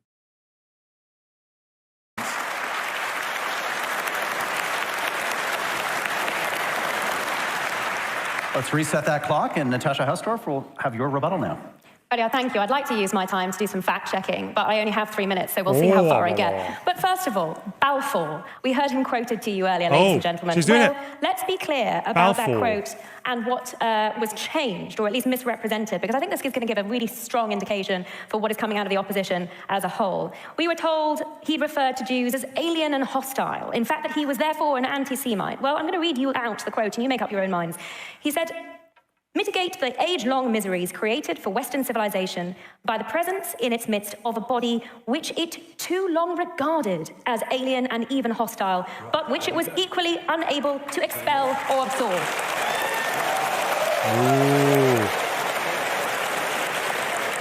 So I encourage you very strongly not to take for granted what the opposition are telling you tonight. And now we come to look at the numbers, and we've heard 37 and 30. Sounds pretty anti-Semitic. I don't know. You guys are absolutely brain damaged. If you're saying Western civilization too long regarded this group as alien and hostile, what the fuck does that mean? Is he saying, oh, maybe he's actually saying, yeah, they regarded the Jews as alien and hostile for too long. They should have only done it for 1,000 years, not 2,000 years. Then it would have been fine. Well, so stupid. Too long regarded. Too long regarded. You too long regarded piece of shit. Fuck. Why would Mehdi say that out of context? Because he's probably never read the context. He's probably never read the full text where that comes from. The full text of it is Balfour shitting on Europe for treating Jews like shit for 2,000 years. 38,000 quoted at you already this evening, and we've only just started. Ladies and gentlemen, would members of the opposition be quoting figures from Al-Qaeda or ISIS in the way that they are quoting Hamas propaganda here this evening? These figures, which have not been verified, which even the UN has revised down on the basis of missing information for significant thousands of these figures that have come from quote-unquote media sources as opposed to from hospitals, and that have been circulated on Google Docs where people are encouraged to enter their martyrs here. This is the methodology for compiling these supposed figures. But even if we look past that and all of the studies that have already debunked these as significantly fabricated and invented, these figures make no distinction between civilians or combatants. They do not tell you how these people have died. We know that Hamas are shooting their own civilians. We know that they are bombing fleeing civilians. We know that when Palestinian Islamic Jihad and Hamas rockets fall short in the Gaza Strip, they kill indiscriminately, unlike the measures that Israel takes, which are targeted, precise, and based on proportionality exercises. I mentioned that Israel takes more measures than any other army in the history of war to prevent civilian casualties. Hamas's main aim here is to drive up that casualty figure and inflate it, if necessary, in order to seek to win this war through creating international pressure. And it is inextricably linked with what we are discussing here tonight, because their mechanism for doing so is not just the lie. Actually, I wanted to ask, did you feel the idea of Jewish supremacy while you were in Israel? No? I wouldn't call it supremacy. There's obviously massive inequality. And when you go from Israel to the West Bank, there's conditions that are tantamount to apartheid. That's all fair to say.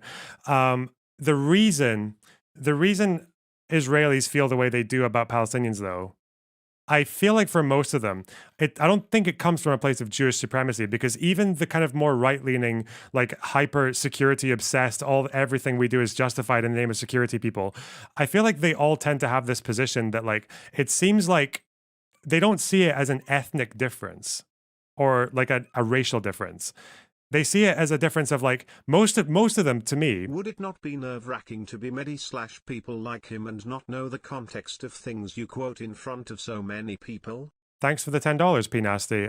You'd think it would be, but it's probably not. I don't think he gives a shit. I think people have he'll be able to recoup. He wrote something down. I imagine his recovery will be that Balfour was a big Christian Bible basher, and also the Aliens Act. I think that'll be his defense, even though it was 12 years earlier. But yeah, you can't change your mind in the course of 12 years, apparently. But what the fuck was I saying? Oh, yeah. I think even most Israeli right-wingers that I spoke to, again, not that many. I don't have huge sample sizes here. But it seems to be that they think Palestinians are the way they are because of education. And they see that Palestinians is a security threat because Palestinians are, like, because they're educated badly, right? And I even asked one of them, like, do you think if you had their education, you'd be the same as them? And they're like, yeah, probably, yeah. So I don't think it comes from, like, it doesn't come, like, again, it doesn't come from the same place as, like, Nazi racial supremacy, right? Not even slightly, no. And I don't think it comes from a place of, like, any kind of perceived ethnic superiority for most of them. Maybe for some of them they do, but yeah.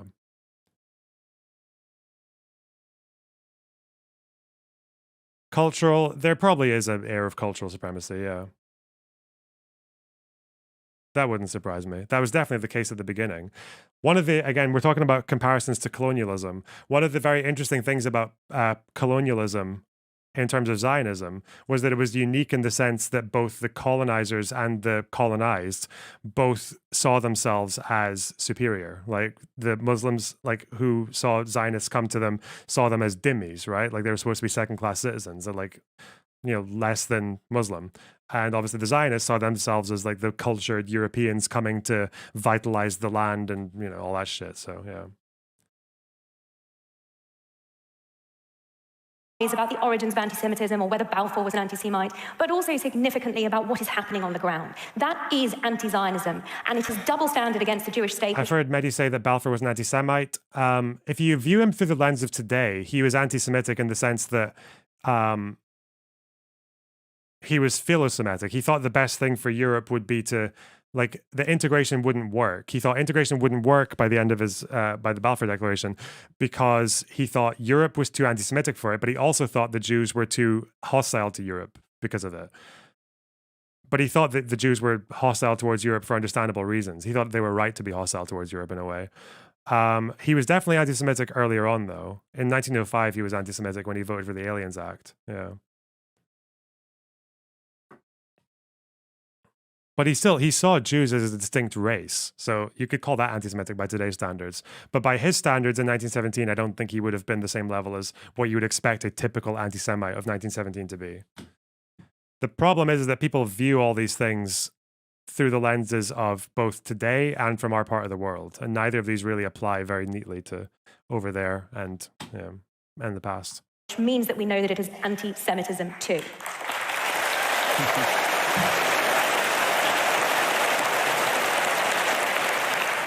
Get in, we're going to save the best for last. Let's have your rebuttal now. I really feel overdose of propaganda, and it's really neutralized me in a way, but I'll try to manage just on a factual ground, because you were all kind enough to applaud to what Douglas said, that if only Hamas will release the hostages, the war will come to its end. Oh, and they're going to say that there was a deal that got turned down at the beginning of the war, where Hamas said, please don't come into Gaza, we'll give you all the hostages back right now. From time to time, it's also good to stick to facts. And the fact is that Israel wants to continue this war with the hostages or without them. And Israel is not ready to get a deal because Israel does not want to end this war. So with all the respect, things must be more accurate than this. But I would like to speak about something which is more principled. One of the big fears that we are being taught day and night is that they all want to exterminate Israel. That if you call from the river to the sea, Palestine will be free, it means to send all the Jews back to Auschwitz. It is a fight over the regime between the river and the sea. Nobody who opposed apartheid in South Africa spoke about exterminating South Africa. We were speaking, or they were speaking, about changing the regime. Between the river and the sea, today there are two peoples living together under the same rule, half and half by size. There's only one thing lacking there, and this is equality. This small value which democracy cannot exist without it. And when there is no democracy, it looks like apartheid, it behaves like apartheid, and it is apartheid. Zionism stands behind it. And in order to create this new regime that we all should have been in favor of a real democracy between the river and the sea, Israel has to give up one of two, either being a Jewish state or being a democratic state. As long as there are two peoples, it cannot be Jewish.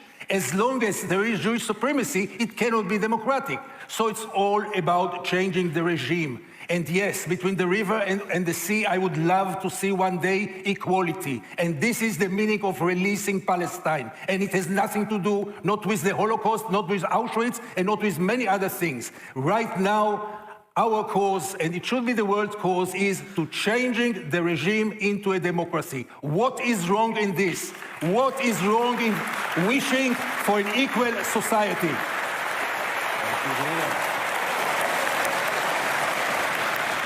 Okay, I'm going to join the debate now and try to think of some questions that are top of mind for our audience following this He's fantastic. such a JVP. Jesus Christ. All right, let's see. Back and forth. Let's begin, and Douglas, let me come to you first, because I think it's certainly, no doubt, on many people's minds to address Gideon and Mehdi's point about what is legitimate in this debate in terms of the criticism of Zionism and what is illegitimate. Give us a sense of your parameters here, because they're making an argument that, you know, this is a debate. We are having a debate today, are we not? So is all of this off the table? What's on the table? Give us, calibrate for us your understanding of Zionism. Let me just reiterate, because we started this debate with a definition put up behind us on the screens, and however much Mehdi and Gideon want to reframe it, it's quite straightforward. Zionism, I repeat, is the right of the Jewish people to self-determination in their historic homeland. Anti-Semitism is cruel double standards towards Jews and cruel and unfair treatment of them as Jews. I wish I could say I'm amazed by what Gideon said, but I recently watched your interview on Al Jazeera where you said that when the interviewer said to you how many people in Israel agree with you, and you said you could fit them in a phone box. And that's true. That is absolutely true. You are as obscure a figure in Israeli society as it's possible to find. And I'll give you an example of why. Natasha just picked Mehdi up on an important lie. That doesn't necessarily help. I feel like a question you could ask Gideon is if you gave everyone voting rights from the river to the sea, and anything between 20 and 50% of the population, Palestinian, voted for Hamas, do you think would this really stop the fighting? Like, what the fuck would happen? And apparently for Israelis, like between sort of 20, 30, 40% of them voted for fucking right-wing settler parties. Like, oh God. You could say it's just an illusion or a mistake he made because he hadn't read the primary sources, but I cannot allow Gideon to get away with what he just said, which was an unbelievable lie. He said, Israel isn't a democracy. First of all, I don't know, maybe, have you ever been there? Yes. When? A few years ago, not recently. I don't get awards from the president of Israel like you do, so I don't get to do softball interviews. Well, Wait, why is everyone who goes to Israel being taken there by the fucking president? Why? You can just go, bro. You're a well-off journalist. Come on. If you want to go, you can go, Mr. Hasan. Just say you didn't want to. It's okay. You don't have to go to Israel, you know? I didn't get invited into Gaza. Douglas, you said in your speech. Let me finish my point. But you went to Gaza, right? You said you went to Gaza. How come you went to Gaza when the world's media is not allowed into Gaza? So there's two reasons. But they took you into Gaza. Well, first of all, I'll explain, but let me pick up my point since you keep trying to derail me. There are two ways to go into Gaza. One is with the IDF, which is what I did and what most Western journalists have done. The other is to go in with Hamas. You could probably go in with Hamas. I can't. A lot of people in Germany voted for the AfD. Should they also not be allowed to vote? It's not a question of being allowed to vote. It's whether or not a country can survive with that level of fucking dispute going on within the population. And the fact is it couldn't. If you went voting rights right now from the river to the sea, you would just go straight from what's happening now to a civil war. It would just be the same thing. They would just call it a civil war. How are you going to, right now, with the amount of contention that there is between the two sides, how would you organize who controls the army? How would you organize like anything in terms of security or like policing over different parts of the territories or like anything? You just, I don't know. It's just not like, it's a very simple answer. Like it's easy to preach to a fucking Western audience, but it doesn't work. Obviously, Germany can survive with 20% of its population or whatever being AfD. Secondly, so you see, if I was on stage tonight busily flying around the world to busily defame a democracy, I would spend a bit of time there, maybe. I would spend a bit of time there because everything you said about it, like Gideon, is totally untrue. Loanerbox rewind to what? Why? Just I don't know, maybe. Have you ever been there? Yes. When? A few years ago, not recently. I don't get awards from the president of Israel like you do, so I don't get to do softball interviews. I didn't get invited into Gaza. Let me finish my point. But you went to Gaza, right? You said you went to Gaza. How come you went to Gaza when the world's media is not allowed into Gaza? There's two reasons. But they took you into Gaza. Well, first of all, I'll explain, but let me pick up my point since you keep trying to derail me. There are two ways to go into Gaza. One is with the IDF, which is what I did and what most Western journalists have done. The other is to go in with Hamas. You could probably go in with Hamas. I can't. Secondly... Is that the line that I was supposed to rewind? Okay. So, you see, if I was on stage tonight, busily flying around the world to busily defame a democracy, I would spend a bit of time there, maybe. What would the demographics be in a one-state solution? It would be like, I think it would be a slight majority Palestinian, slight majority Arab. Yeah. Spend a bit of time there because everything you said about it, like Gideon, is totally untrue. And I'll just give one other thing. Gideon said an appalling thing just there, that this is not about annihilation. One of the heads of Hamas, 2012, kill them all the Jews, don't leave a single one. Ismail Haniyeh, 2017, children are tools to be used against Israel, we'll sacrifice them for them. Yahya Sinwar, who planned the 7th, we will take down the border with Israel and tear their hearts out from their bodies. I'll tell you something, ladies and gentlemen, from what I've seen, which you scorn because you are an armchair journalist. I'll tell you what I've seen. Ooh. When Yahya Sinwar said that we want to rip the hearts out of the Jews, it wasn't rhetoric. They did it. They mean it, and only this side wants to pretend they don't, for whatever reasons the psychologist would have to explain. Sorry, you called me. The attacks are so fucking cringe. A psychologist would have to explain. All right. This one. Let's do this. I want to see if all four of you can work with me to work through some of the questions that are on the mind of this audience. We're going to have to vote on this resolution at the end of the evening. So, Mehdi, have a quick response, but then let's get focused back on this question of why do you think Zionism is a movement, a political, an ism like anti-Americanism or anti-Britishism or whatever it is? I want to hear more on that so this audience can make an informed choice at the end of the night. Yes, but let me just deal with a few things that Douglas said, because there were a few things were said. I mean, it's amusing. I wasn't surprised at all. I came to a debate in Toronto to debate Israel with two defenders of the current government, and so far Gideon and I, correct me if I'm wrong, we could have done a long list of you're apologists for genocide and war crimes and crimes against humanity. We didn't do that, but we've been called liars and Hamas supporters, and I get it. Neither of us talked about Hamas. We don't support Hamas. This is not a debate about Hamas. I know Douglas wants to redefine it as a debate about Hamas. Great, good for him, because he can't actually deal with the arguments we're putting forward. All the Jews who are putting forward these arguments, they're all anti-Semites, remember. I just want to deal with one point very important here. Douglas is the great journalist in Israel. I love this. Cosplaying as a journalist, going into Gaza with the IDF. Douglas interviewed Benjamin Netanyahu in January. Douglas did not. You're very bothered by Qatar and funding Hamas. They're your bosses. But we're talking about bosses. Let's talk to this. You're literally paid by them. I've interviewed Qatari officials. You can go on YouTube and watch my interviews with Qatari officials, and then you can watch Douglas. Lorna Box, should they not be allowed to vote? No, I think the answer for the Palestinians is a two-state solution. They'd be allowed to vote in two states. Because I don't think ideologically, at least for the conceivable future, that either of these groups want to share a country with each other. Maybe they will in the future, and that would be based.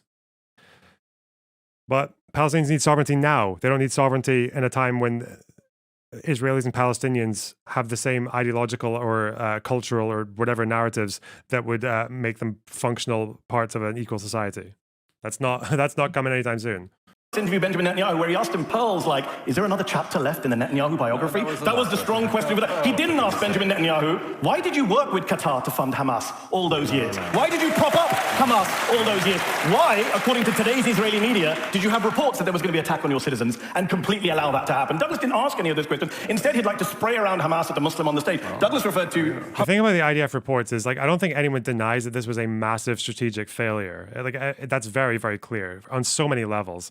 There are a few explanations I've heard for why it might have happened. I think one is that the IDF, someone who is lives near the border told me this, that the IDF has people who look out, who watch the Gaza border before October 7th.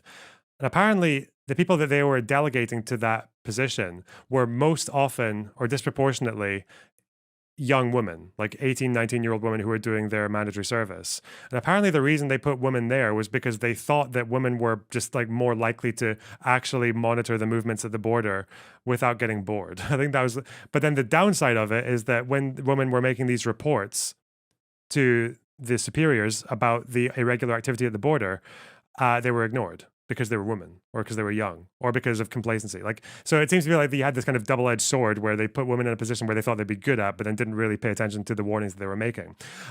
There's a lot of reasons. Also, just the massive concentration of the IDF in the West Bank because of violence, settler violence there. Complacency. There's lots of reasons.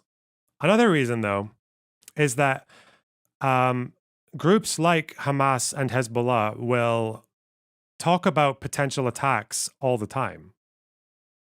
So it is actually the one charitable thing I can give to the IDF, which is, again, it's still a failure regardless. But the 1 ounce of charity you could give to them is that attacks from Hamas and Hezbollah or the way that they talk about it, is mostly aspirational. Mostly that's how they talk about it. And we know this because Hezbollah did this in the 2000s. Like nearly 20 years ago. This was something that they put out. This was a video that was produced by Hezbollah. I think it's published on, I can't remember which media station this was. But this is them talking about their plan to attack the Galilee. And it's full on. It's like, rocket barrage, 5 different forces attacking at different points of the border to cross through. Like, this is an October 7th attack that they spoke about in the 2000s. But it still doesn't really excuse the fact that the border movements were still there. And everyone saw them doing training exercises and people knew about like plans coming ahead. So like, yeah, it wasn't responded to in the right way. It was very, like the response was stupidly complacent. But I think it puts to bed the idea that where people argue that, what do people argue? People argue that the IDF just knew it was going to happen, or the government knew it was going to happen and they allowed it to happen to do what? To have an excuse to genocide Gaza or some shit. That is ridiculous, but yeah. Lornerbox, you're completely wrong on this. Okay, tell me why. Just don't say twice that I'm wrong. Just tell me why. Fuck. Hamza Yusuf, the First Minister of Scotland recently, as the First Minister of Gaza. Muslim guy. And he said, quote, you said, quote, he has infiltrated our system. Given we're at a debate about anti-Semitism, I find it ironic that you are throwing out some of the most bigoted dual loyalty tropes known to man, referring to a born British... He is giving... Douglas did give him that layout, because I don't think you should be calling Mehdi Hasan a Hamas supporter. Like, again, you can say you're whatever useful idiot, blah, blah, blah, but he's not like a Hamas supporter. Muslim politician, as the First Minister of Gaza. Since he's leveled that, I have to correct it. First of all, you obviously didn't see the whole interview of Netanyahu. You'd have seen the first question was one that no one else has asked him. But anyway. Did you ask about his support for Qatar and hostages? Gentlemen, we're going to read... We're going to read this. Douglas, did you ask about It's lovely to have the Douglas and Mehdi show, but we have 2 other presenters on this panel that our audience wants to hear from. Don't you want this? Yes, thank you. So let me try again with this question. I'm going to keep trying, and I'm going to come to you, Natasha. The other side brought it up in a different way. Where do the Palestinian people fit into this debate?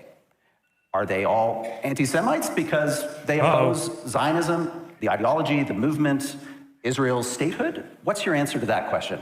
First, I think we have to acknowledge that the Palestinians have self-government. They have an autonomy. So when we're talking about, Quebec as an example, actually it's an important one so far. So it's an important one as far as Canada is concerned. Well, right, let's let Natasha finish. I'll come to you next. There is an important Canadian Supreme Court case, read the secession of Quebec, which is so significant that it's said to be part now of customary international law, which deals with the question of self-determination. And it's clear that that has to take into account the territorial integrity of other states. Now, the ability of the Palestinians to self-determine in the West Bank and actually vote for their leadership in the Palestinian autonomy, and certainly after the last 16 years of Hamas building a terror infrastructure, we can see what they've done with self-governance there, but that exists.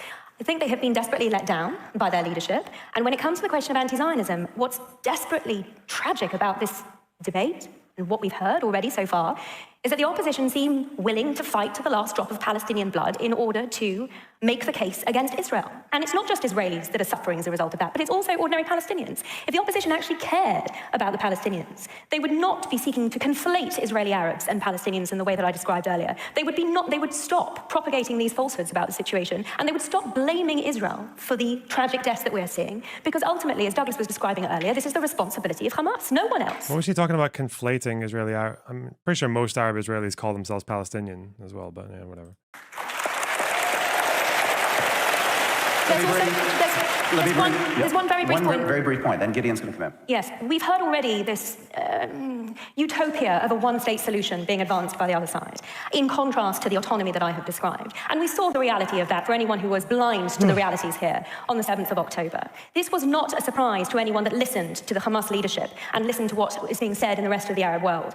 When we're talking about the mutilation and the terrible atrocities that were committed on the 7th of October, we need to understand the history that led up to that. Even in 2002, in the lynching in Ramallah, that very famous image of two Israelis who had wandered, gotten lost, they came to the Ramallah police station in order to seek refuge there. They were lynched, and their livers were eaten by the mob that lynched them. The photograph I refer to is the individual who held up his bloodied hands into the window, and the baying crowd below went wild for that sight. That was exactly what we saw on the 7th of October, but in 2002 in Ramallah. These are Palestinians who have been educated for generations to believe that the highest calling in life is to slaughter Jews. And they are being let down by that education system that is internationally supported. UNRWA schools educated 3/4 of the terrorists that crossed the border on the 7th of October. Did that actually happen? I didn't hear about them eating their liver, but I know that they were lynched. Did they eat their liver? Did they say they ate their liver, or did they actually? I don't know. I feel like if you're lynching someone, the crime's kind of done, but yeah. 3,000 people don't just wake up one morning and decide that it's a good day to slaughter Jews. That takes time and effort and energy and indoctrination. Let's go to Gideon, and then Mehdi, you'll have a quick reply.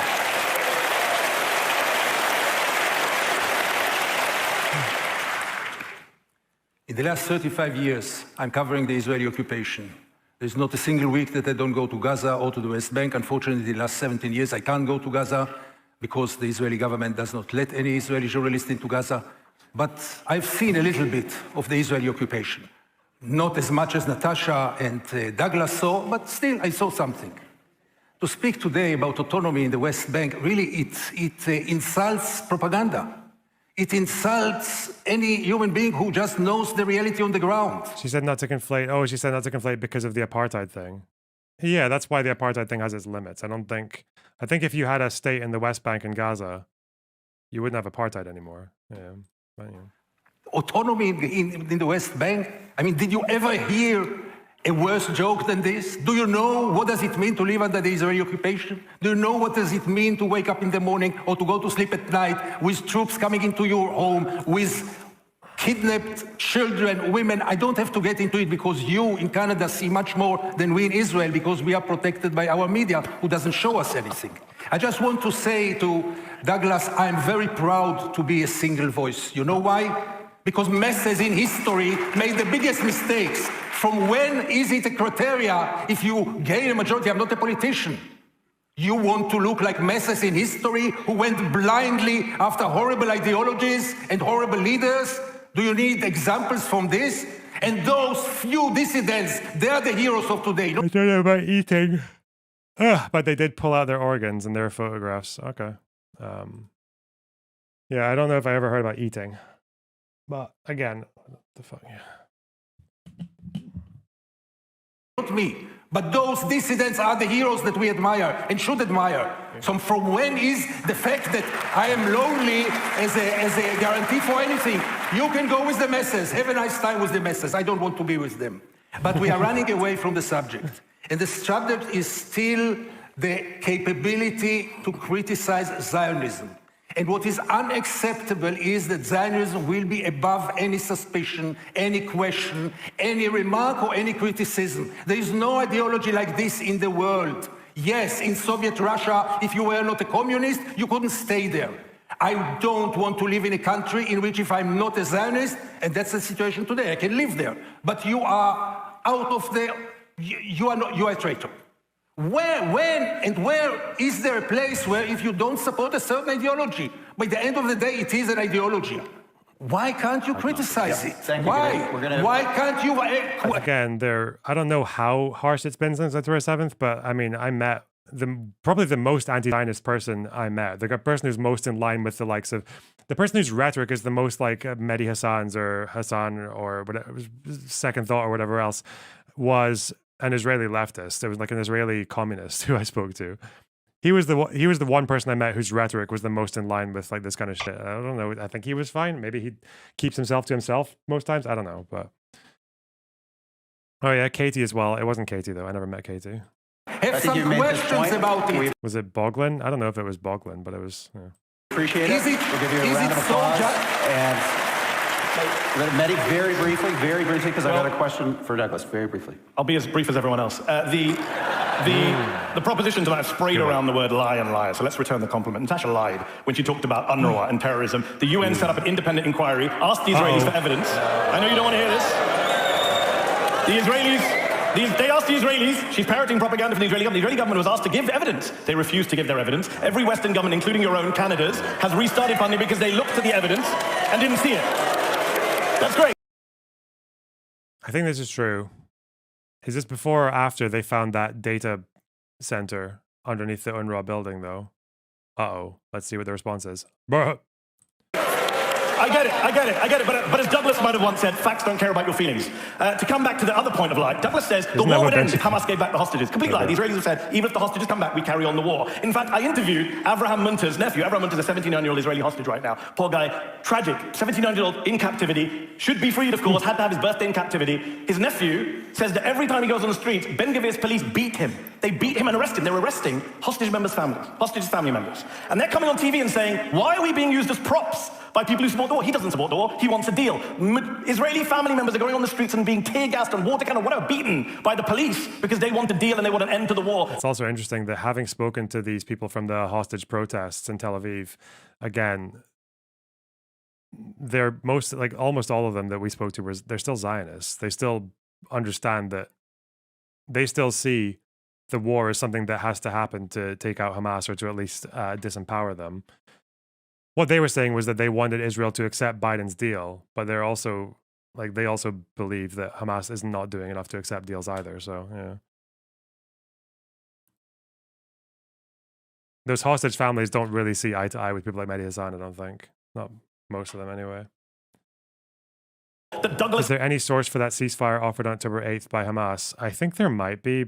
Well, the source is one of the hostage advocates who was working alongside Netanyahu. So I don't know. Zasha so proudly support. They keep telling us about the horrors of October the 7th. I agree. This side shares the revulsion against the horrors of October the 7th, but we also share revulsion against the horrors that came since October the 7th. We don't support those horrors. I'm opposed to the war crimes that happened on October the 7th and the war crimes that have happened since October the 7th. Douglas, no, I've got to finish this point. Douglas, the week after October the 7th, came out in The Spectator and advocated for the ethnic cleansing of Gaza, which is a crime against humanity under the Rome Statute. He said now is not true. You said now is a good time to do it. Everyone can read the piece other than Mehdi. I'm going to ask to respond to that because it's clear Mehdi didn't listen to a single word that I said. I was talking about UN statistics that show that out of the 3,000 terrorists that crossed the border on the 7th of October, 3/4 of them would have been educated in the UNRWA school system. I didn't even start to talk about the complicity of UNRWA in the terrorist. Oh. What do you call that? I missed that as well. What do you call that when someone makes an argument, but they just take a word that was mentioned to it and then just attach it to a pre-prepared talking point and just go with that? Oh, shit. Jumping the gun. So her point is that people were educated in UNRWA schools, and that's why they believe that it's okay to murder a bunch of Jews. Is that it? Inference fail. Isn't it 90% of everyone in the Strip? I don't think it's 90% of everyone in the Strip. UNRWA. I thought UNRWA was refugee camps. And I think it's about 60-70% of people in Gaza are classed as refugees. And then whatever percentage of them are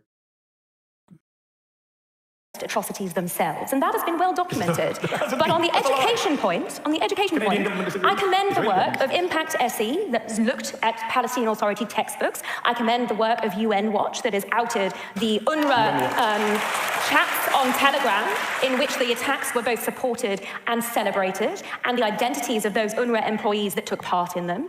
There are NGOs doing important work to clear the realities of what it is that the opposition seem to be blind to, but that also includes this absolutely abhorrent allegation of war crimes. It's another blood libel. So was occupation, by the way, but we can come on to that, I'm sure, a little bit later. Ooh, wow. War crimes.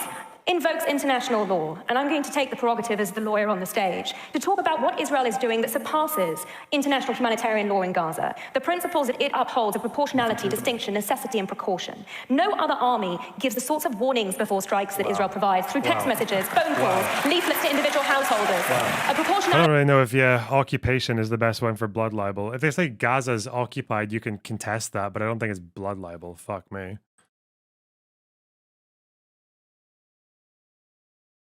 She's not going to say that the occupation of the West Bank is blood libel, is she? That's kind of... Whoop. That's a bit far out. Analysis on strikes that does not launch them when civilians are in the way, and that plays into the hands of Hamas's strategy of using civilians as human shields, another Hamas strategy that is being supported by the opposition tonight with its propaganda. Thank you. Okay, Douglas, we got a little airtime for Douglas here. And Douglas, I know you're going to want to say your piece, but I want you to address something else because I want to move on to college campuses. This has been a big part of this debate.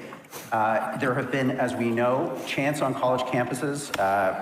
I'll say them, they're not pretty. There's only one solution, Intifada revolution. From the river to the sea, Palestine will be free. They're probably better known of the two. What does college campuses and what's happening on college campuses here in North America, Douglas, say about this debate right now?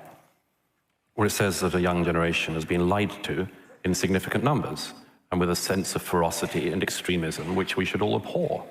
It's possible that these college campus kids didn't get the memo from the other side in their desperate attempt not only to reframe anti-Zionism, but also anti-Semitism. It's very strange to me, isn't it, that if anti-Zionism isn't anti-Semitic, why do all these kids who've never protested about anything else before in the world stage suddenly turn up at Columbia and chase Jewish students with "go back to Poland" or Ukraine? Why is it Jewish students at universities here in Toronto and Montreal who get chased by mobs and shouted down by mobs screaming anti-Semitic slurs? They're not even bothering to cover over it. I mean, they very rarely anymore remember to say, "Oh, I meant Zionist." They're revealing themselves all the time, and it's because, first of all, they've been lied to. Secondly, there are a very large number of them who are, I would say that they fall into two categories, the sinister and the silly. The sinister are the ones who know exactly which river they're chanting about and exactly which sea. Exactly. And they want the eradication of the world's only Jewish state. And they think they're the good guys. That's you guys, the sinister and the silly. The silly, they're the ones who, like, there was a guy at Columbia who started this academic year calling for climate emergency, and then Hamas attacked Israel, and suddenly he was for Hamas. He has a sort of belly button piercing, and I think he's queers for Palestine, or as I say, chickens for KFC. And these students are, I'll put it straight, they are desperate for a cause. They're desperate for meaning in their lives. They have searched and scoured the land looking for meaning and purpose, and instead of learning something good to do with their lives, they've decided they will do this incredibly simplistic thing. Everything in the world is oppressor, oppressed, occupier, occupied, colonizer, colonized. And this incredibly simplistic idea that works nowhere, they then implant or try to implant over the world's most complex region. And they think in doing so that they're being good guys. And what they don't realize is that if they got what they wanted, they'd have finished the work of Adolf Hitler. Something you've thought a lot about. The only Jewish state argument is silly to me because it's basically just a they're just another Arab or just moved back to Saudi argument. I don't think it necessarily is. No. You can say the only Jewish state, but not want Palestinians to leave. You can say Israel's the only Jewish state. Why can't we just have this one, but also give West Bank and Gaza up for two states? I mean, Israeli left and right use the only Jewish state argument. I don't think I would jump to the conclusion that one necessarily implies the other. That would be very short-sighted, I think. So, Douglas earlier was telling us all about the importance of journalism going on the ground, while Douglas was getting awards for... Because it is the only Jewish state. There's not one other one. Not even a bit of other one. It's the size of New Jersey. President of Israel, we were actually reporting my news organization Zateo from those campuses with Jewish students. In fact, the most read piece on our site is from a student called Jonathan Ben Menachem, who is at Columbia and reported from inside the encampment where they were having a Seder, where he was protesting war crimes in Gaza, which I know the other side thinks there are no war crimes, everything we just imagined the last 8 months. What you have to tackle tonight, I'm glad we brought up college campuses, because again, if this ridiculous sweeping motion, Douglas says complexity, we are the side of complexity, we're not the ones saying anti-Zionism across the board is anti-Semitism, you have to deal with the fact that college protests good rhetoric. are disproportionate disproportionate number of Jews effective. in these protests. They're all brainwashed, they're all idiots, they're all self-haters. Some of the top... Wait, what did he say that? The protesters are disproportionately There's no way. No, wait. There are no war crimes, everything we just imagined the last 8 months. What you have to tackle tonight, I'm glad we brought up college campuses, because again, if this ridiculous sweeping motion, Douglas says complexity, we are the side of complexity, we're not the ones saying anti-Zionism across the board is anti-Semitism, you have to deal with the fact that college protests are disproportionate. There are a disproportionate number of Jews. How the fuck does he think that? Where are you getting that from? Who said that? Jupol. Thank you. Again, we can ask was it USA Jews polling on war in Gaza? Was it Pew who did that study on, majority of, wait. I think Jews are more than any other group in America in support of this war right now. Jews and Muslims diverge in their evaluations of whether Israel and Hamas have valid reasons for fighting. Jewish. Percentage who say Israel's reasons for fighting Hamas are valid, not sure. 89% of US Jews think valid. Compared to, even they're ahead of evangelicals, way ahead of Muslims, Catholics, Black Protestants. I think there was another one here where American Jews said that, most of them said that that Israel wasn't going far enough in Gaza. Is that from here? What about the Black Israelites? There might be, yeah. That doesn't disprove his claim. The way that this can be compatible with his claim is that for some reason, the remaining 7% of American Jews have in enormous numbers decided to attend these protests compared to the average person in the population. Even if you say that, that is a very dishonest way of framing the average Jewish opinion, because we're talking about anti-Zionism and anti-Semitism overlapping. It's just another attempt to avoid the fact that most Jews in the world disagree with people like Mehdi Hasan. Again, does anyone know why he thinks that, though? Why there's a disproportionate number of Jews at the protests? Maybe there are, but I don't know exactly what it proves. Just that of the tiny minority of Jews in the United States who are anti-Zionist, that they're excessively vocal, I guess? In these protests, they're all brainwashed, they're all idiots, they're all self-haters. Some of the top academics at Columbia University who are Jewish have come out to defend the protests. Annalise Orlek is a 65-year-old former chair of Jewish... Or is it just because of that stupid, it's like in the UK, people argue that the disproportionate murder rate of trans people is actually lower than the average, which I think was true at a certain point, but the problem was because trans people are such a small part of the population, you would only need an extra 2 murders a year for them to go way above every other murder rate. Yeah, when you're dealing with such a small minority, proportionality in stats like that is not really helpful. Studies at Dartmouth. She was beaten on camera by police while she was protesting against the war in Gaza. Apparently Douglas, an atheist, says that she's an anti-Semite. What about JVP? True, I forgot about JVP. Yeah, therefore...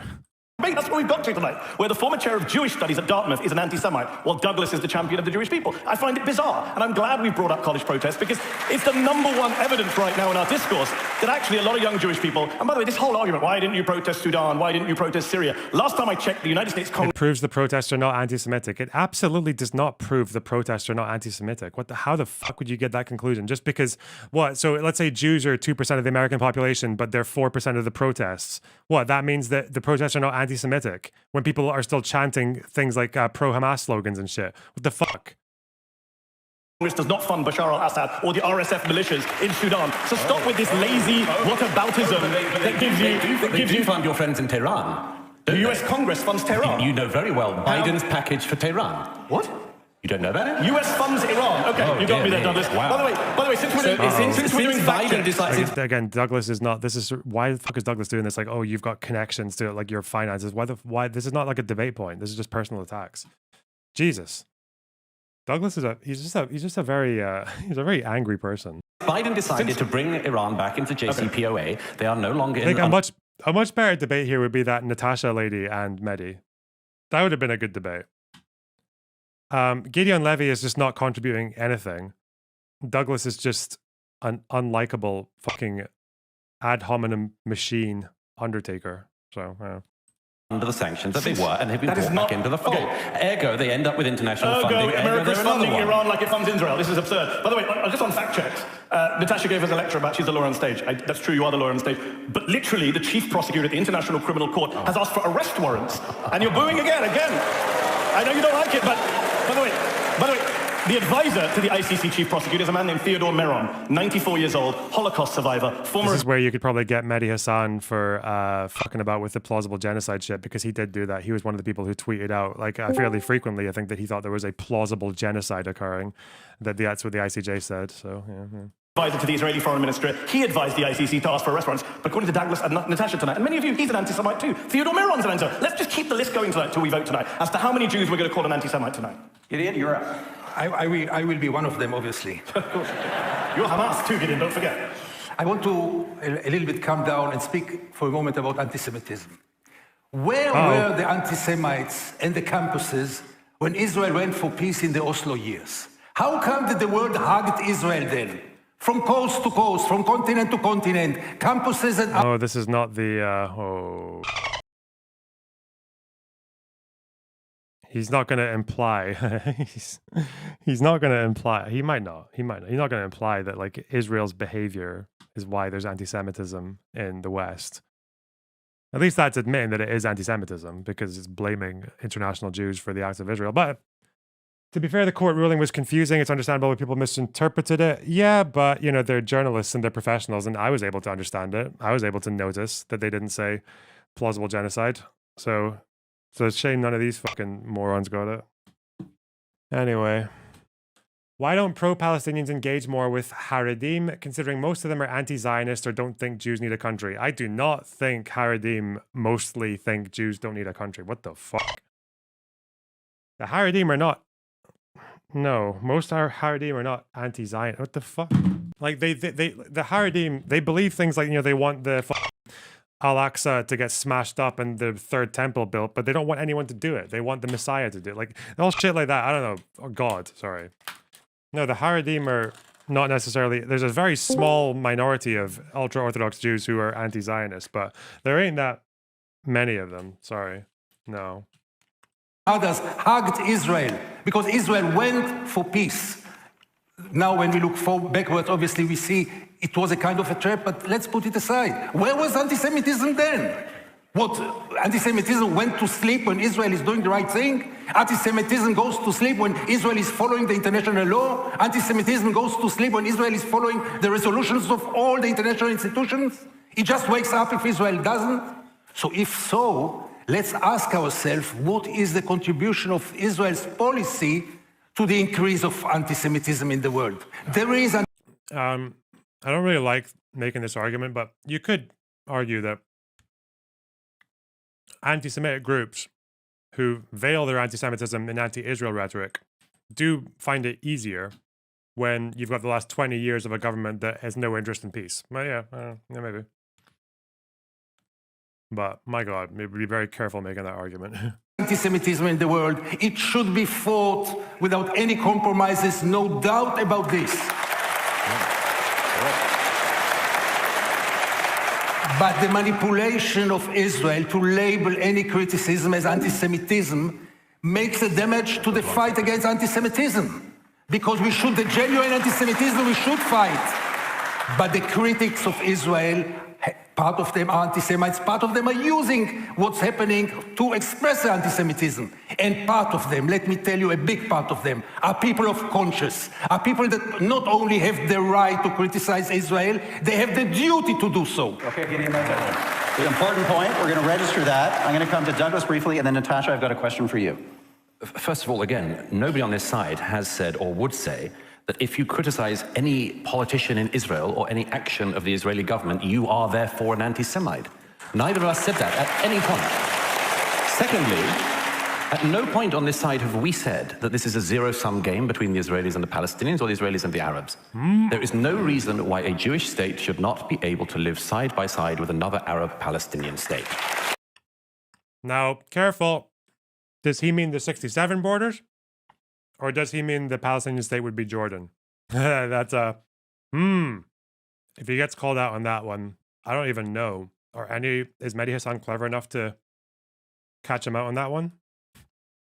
Okay.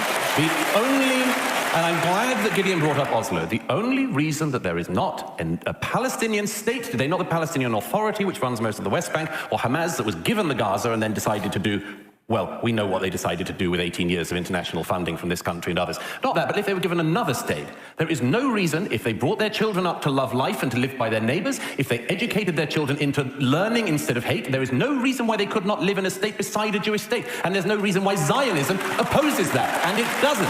But I guess he is that sounds like 67 Borders. Fairly right-wing people. I think Douglas Murray is fairly anti-Islam as well. Can still fall in the same category as like a fairly left-wing person in Israel. Or now maybe he would probably be up for less generous terms than someone like me, but fairly. Yeah, actually, especially for Palestinians in Israel. Because apparently if you tell them you're pro-two states, they think you're pro-Palestine, because Palestinian state, for the fucking billionth time, is more than they have now. And it's a lot more than they've ever had in the last 100+ years. So it's more than they've ever had ever. So he would be taking them a huge step forward. Finkelstein is pro-two states. To this day. He doesn't talk about it that much because he knows he's courted an audience that would be very angry with him if they knew how adamant he was against the one-state solution.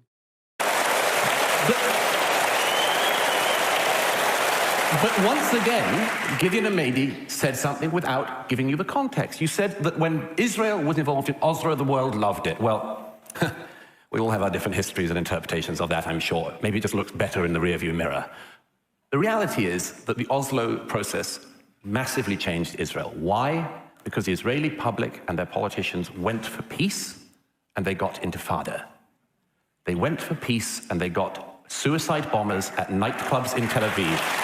And one reason why Gideon is such an extremely rare voice in Israel, and congratulations, Mehdi, you know the drill, you can always find a Jew on your side who'll support what you do.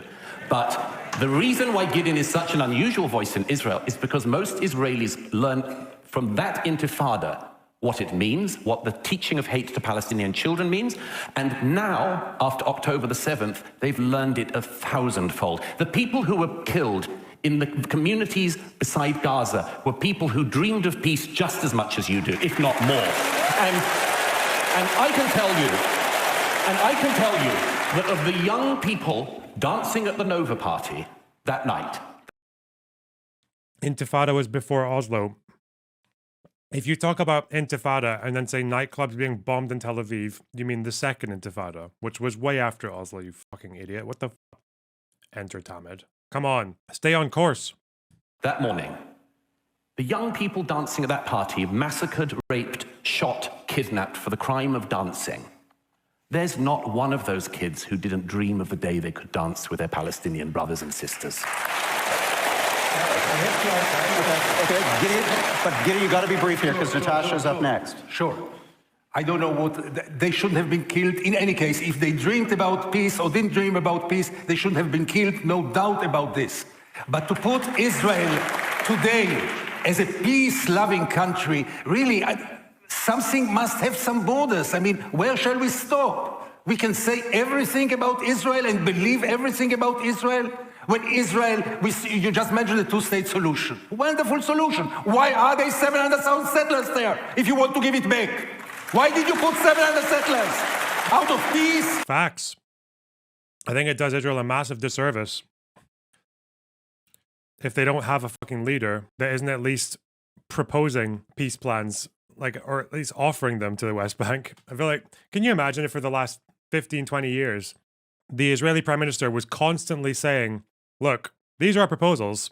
There's a little line at the bottom that needs to get filled out. Mahmoud Abbas said he would think about it. We're still waiting. Can you imagine just like anytime that criticism came up, the Israeli Prime Minister could just say, look, it's there. Where's Abbas? Like, that would look, it would just be such a fucking win on the world stage with regards to peace. But because it's fucking Netanyahu and a bunch of wankers who have never believed in a Palestinian state, just kind of fucked. And I want you to tell you one more thing. Each of you, I don't know you, unfortunately, maybe I'll get to know you tonight. I can get your mood. each of you ask yourself, if you would have been born Palestinian and live all your life under the brutal, maybe the most brutal regime today in the world. I saw it. When you would wake up in the morning and see your parents beaten and go to sleep at night and troops will come to your home and kidnap your father or your mother in front of your eyes on a daily. Wait, for some reason you're talking not within my headphones. Oh, What the it's because hell? I'm talking on. Well, I was muted on stream, but you should hear me on Discord, right?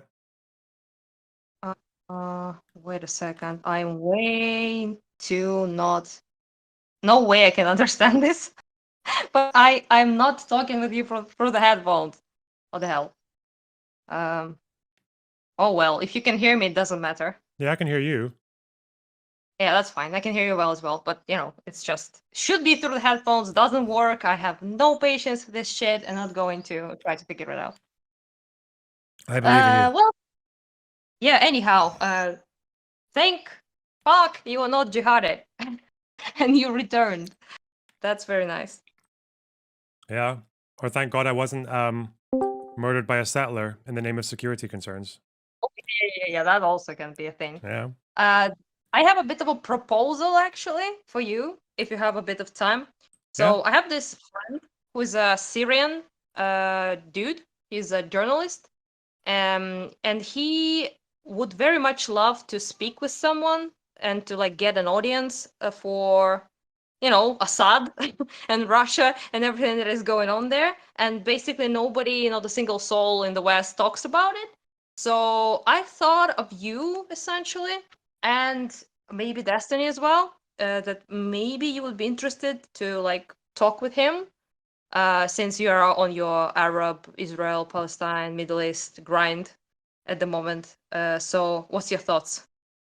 Does this person support Assad or oppose him? Kinda, yeah. I won't be fucking friends with him if he supported Assad. Oh yeah, yeah. He just met. One step at a time, okay? Yeah. So what do you think? Yeah. So what do they want to do? Just come on stream and talk about it, or what? Yeah, basically, yeah. To chat with someone who's actually interested in hearing out what is going on, like in Syria and, you know, all of that, essentially. I can send you his like stuff. He had his story published on Telegraph some time ago. Okay. His family was killed and everything, and he also has a Twitter, which is, you know, has some sort of motion there, but not much. Like, so yeah, he just messaged me asking me if I can help him out because, you know, Syrians and Ukrainians chat a lot, and you know, there's like a lot of, I don't know, weird connections there, I guess you could say. So yeah, so I just wanted to ask if you would be interested to maybe give him a bit of a interview and also a way to share his actual story. Okay. Well, I'll give you my email address and Discord DMs. You can just forward it to them, and they can send me a response. Okay, that's cool. Yeah, because I'll do it. Yeah. I appreciate it. I think it would be interesting. Learn about Syria because I don't know fucking anything about Syria. That's the problem, you see. That's the problem I'm talking about. Yeah, but I think it would be more like maybe just him. I don't know, talking about stuff because he is, you know, working as a journalist as well, trying to cover things there. So yeah, maybe, you know, might be interesting, I suppose. Yeah, I just wanted to help him out a little bit. So that was my proposal. Yeah, that sounds like a good idea. Okay, that's good. Great. So, how's it going overall? It's good. I survived. Got a lot of footage to work through. Probably spend the rest of the year trying to figure out what to do with it all. But yeah, I'm trying to learn Arabic. Salam. By the way, the only I didn't see the person. That was another person. So yeah, essentially. I won't jihad you. Thank you. That's very nice of you. I appreciate that. I have enough problems with Russians. Okay, I don't need jihad over here. Yeah. So point is that I really wanted him to have like a you know, perspective, show his perspective. But also the only problem is though I don't think he speaks English pretty well. He has a translator though. So if you want to pull a Hasan basically and do an interview with a translator, but not with a Yemeni terrorist dude, but with a journalist from Syria, then probably. To be fair, we don't know if he's a translate. terrorist, right? He might be a terrorist sympathizer, but we don't know if he's a terrorist. Just to be clear. Yeah, I mean, true. Not sure. He posts some stuff, but it might be all for fun, like not really actually like. Yeah, True. but a meme basically, is that you can be that guy. Yeah, well, do I do have a million Arabic speakers in my community now, so one of them will definitely be up for translating. Yeah. Yeah, Shannon will. Yeah. You He didn't was even a little bit offer. worried. Her dialect's closest to Syrians out of everyone here. Actually, that's true. Yeah. That's cool. Well, I didn't know that, but point is that he just was worried that he doesn't really speak English that much. He reads it, and he also can type stuff, but speaking is a bit rough, I suppose. So yeah, but he did say he has a translator friend who can help him out, so should be fine, I suppose. Yeah, for sure. All good. Yeah, that's all I wanted. I'm gonna have to learn a bit more about Syria just so I can actually ask them good questions, but I'll be able to do that fairly quickly. Doesn't have to be like right now, I suppose. Could be a bit later. Anna, before you could leave, I actually want to talk to you for a little bit, but doesn't have to be on stream. We can go to general if you want. Can be on stream if you're not like, it doesn't really have to do anything with stream. It's just something silly. Why do you keep asking people, or like telling people you're glad they didn't get jihaded? It's a joke. Yeah, but why? Who's gonna hurt them for just saying shit? Nobody. That's a joke, because many people were saying in Destiny's community that he will go there, he will, it's dangerous, he will get like some unhinged, I don't know, like. All I'm gonna say is the only time Destiny and Loner had a security guard is when they were in Israel. Yeah, I mean, it's just a joke, because many people were like saying, "Oh, he will get attacked by rapid." Yeah, the reason I don't like that joke is because Israelis genuinely believe that, and I live in Israel and I hear that all the fucking time. Yeah, well, I apologize if they are. No, it's fine. If it was actually a joke, it's fine, because I heard that as not a joke many times. No, it's a joke. It's definitely a joke. I was under no impression there being any sort of like severe danger anywhere. So it's not like it's just people like if you come to Ukraine, it's dangerous, but it's more dangerous because like unhinged, like I don't know, jihadists will come and get you because you said something on stream. Like that. For the chatters that are getting annoyed about me not liking that joke, go get. I mean, I understand. I mean, if you live in the conditions when you are constantly being. If anti-Semitism is not funny to you guys, neither should Islamophobia. Whoa. Yeah, I wouldn't say it's an Islamophobia on my account, but No, I'm not saying you're being Islamophobic, but if they're like very comfortable with jokes like this, but they flame out the ass about jokes about anti-Semitism because a lot of them give me shit for making jokes about Jews. See. Well, I like I said, I don't really know like who you are, but I obviously understand that it would be not as funny. No, it's clearly. Well, I don't know you. That's why I asked, because I've heard you say it twice to Destiny. I was like, okay, I didn't know you, obviously. Yeah, I mean. All right, and you guys, chat, all of you, don't forget to salam that fucking subscribe button and like button. Doesn't cost you anything, and also salam. Basis, and I know what I'm talking about. Don't tell me about facts, yeah? What do you think you would have felt toward the people who does it to you? What do you think? It has nothing to do with education system. They don't need education system to hate us. Okay, we make them hating us. We got the point. I appreciate it. We've got a little bit of time left here. I want to try to squeeze in a couple more topics, and you guys are going to circle back, I'm sure, but we're going to try to soldier on together. Natasha, you've thought a lot about international organizations, and they've come up in this debate a few times already. One of the features, the longstanding historical features of anti-Semitism has been to blame Jews for actions that they themselves are the victims Always getting involved. How do you see this? Let's hear your argument to how you think this is unfolding right now in international organizations and why you think they are emblematic of this new anti-Semitism operating under the guise of anti-Zionism. Well, this comes down to the core of lawfare, this not such a new practice. It's been with us for several decades already, but it's an abuse of international law. And I think you're right that international legal institutions are being abused for the pursuit of a political agenda in which these outlandish, malicious allegations, it's worse than victim blaming, of course, because here you're blaming the victims of the crime that was committed against them. And South Africa... Lonerbox, what's the verdict? Did Team Anti-Zionism is anti-Semitism convince you?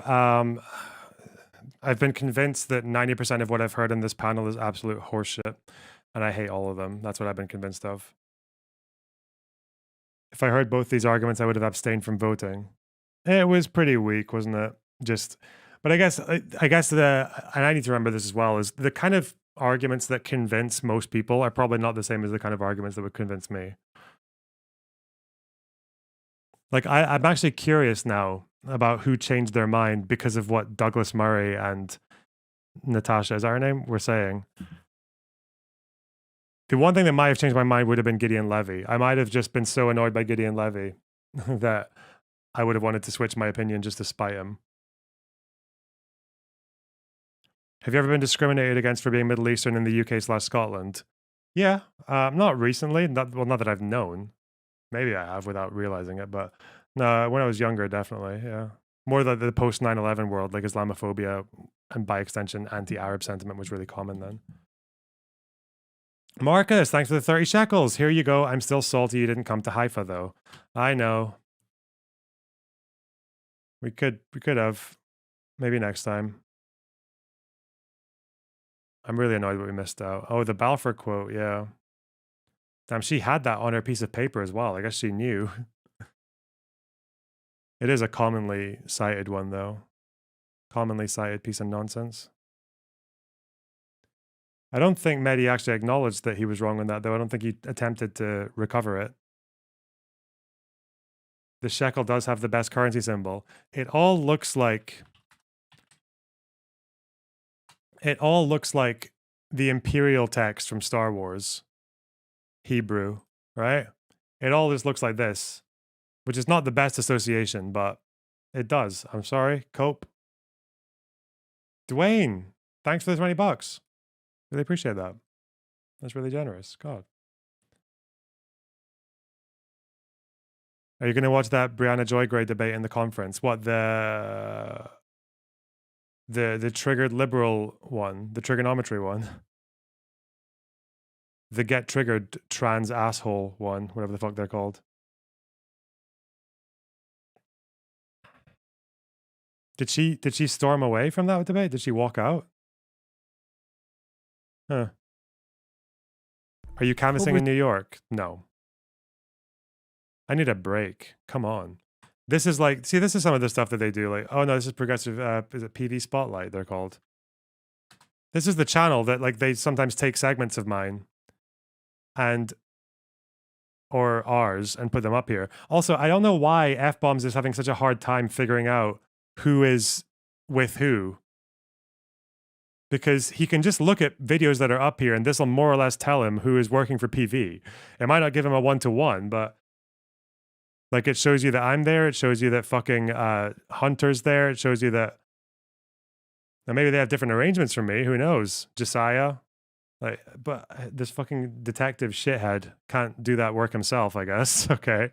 Oh, there's me. I didn't even know they took this one. AOC for why Biden needs to win 2024.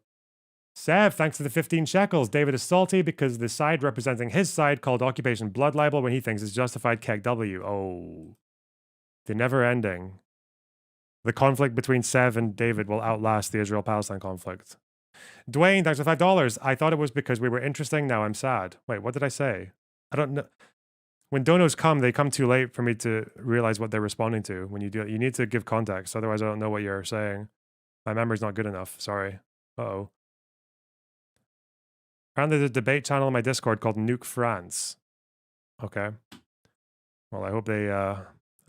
I hope the House votes with their conscience on that question. You know what? We could actually push PV Spotlight to 2K subscribers, you guys. It's possible. Is this 1,980? It's possible. There you go. If you want to have a look at them, it's just a... Because if you're interested in American politics, if it's all your fucking favorite streamers covering American politics in a slightly different format, you know, just like 8-minute videos, 10-minute videos, 15-minute videos, and videos from me, like segments from me will go up here as well. So yeah, go have a look. Go get fucked. Or don't. I don't know.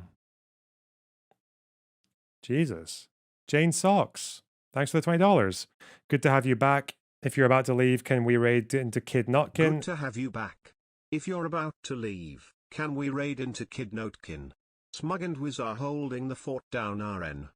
Yeah, I'll go have a look at that. I didn't even know he streamed on YouTube. Does he? Because I need to get on his approved list very quickly for that to work. Oh my god. Stop, guys. I mean, don't stop, but fuck. Dwayne, thanks for $5. American politics interest joke. Now take this money to explain that money. Uber, thanks for $5. I haven't heard a convincing argument why France shouldn't be. I'm a tolerant guy, okay? And no matter how much France might deserve. Is Kid Notkin streaming on YouTube? But am I on his approved list? I am. Or he's just allowed raids. Okay. Well, listen, guys. I will send you over to Kid Notkin, okay?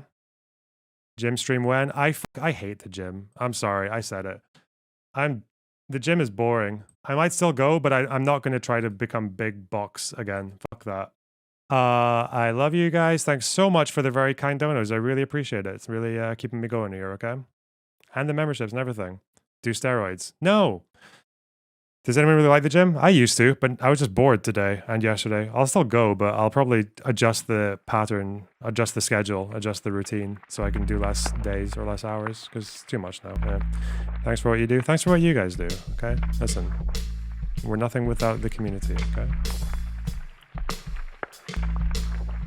We're nothing without the contributors. The chat, the memes. We're like the Yishuv in that way. Or the Palestinians, who knows? Okay. I'm gonna send you over to Kid Notkin, okay? Behave yourselves. Don't do anything I wouldn't do. Alright, bye.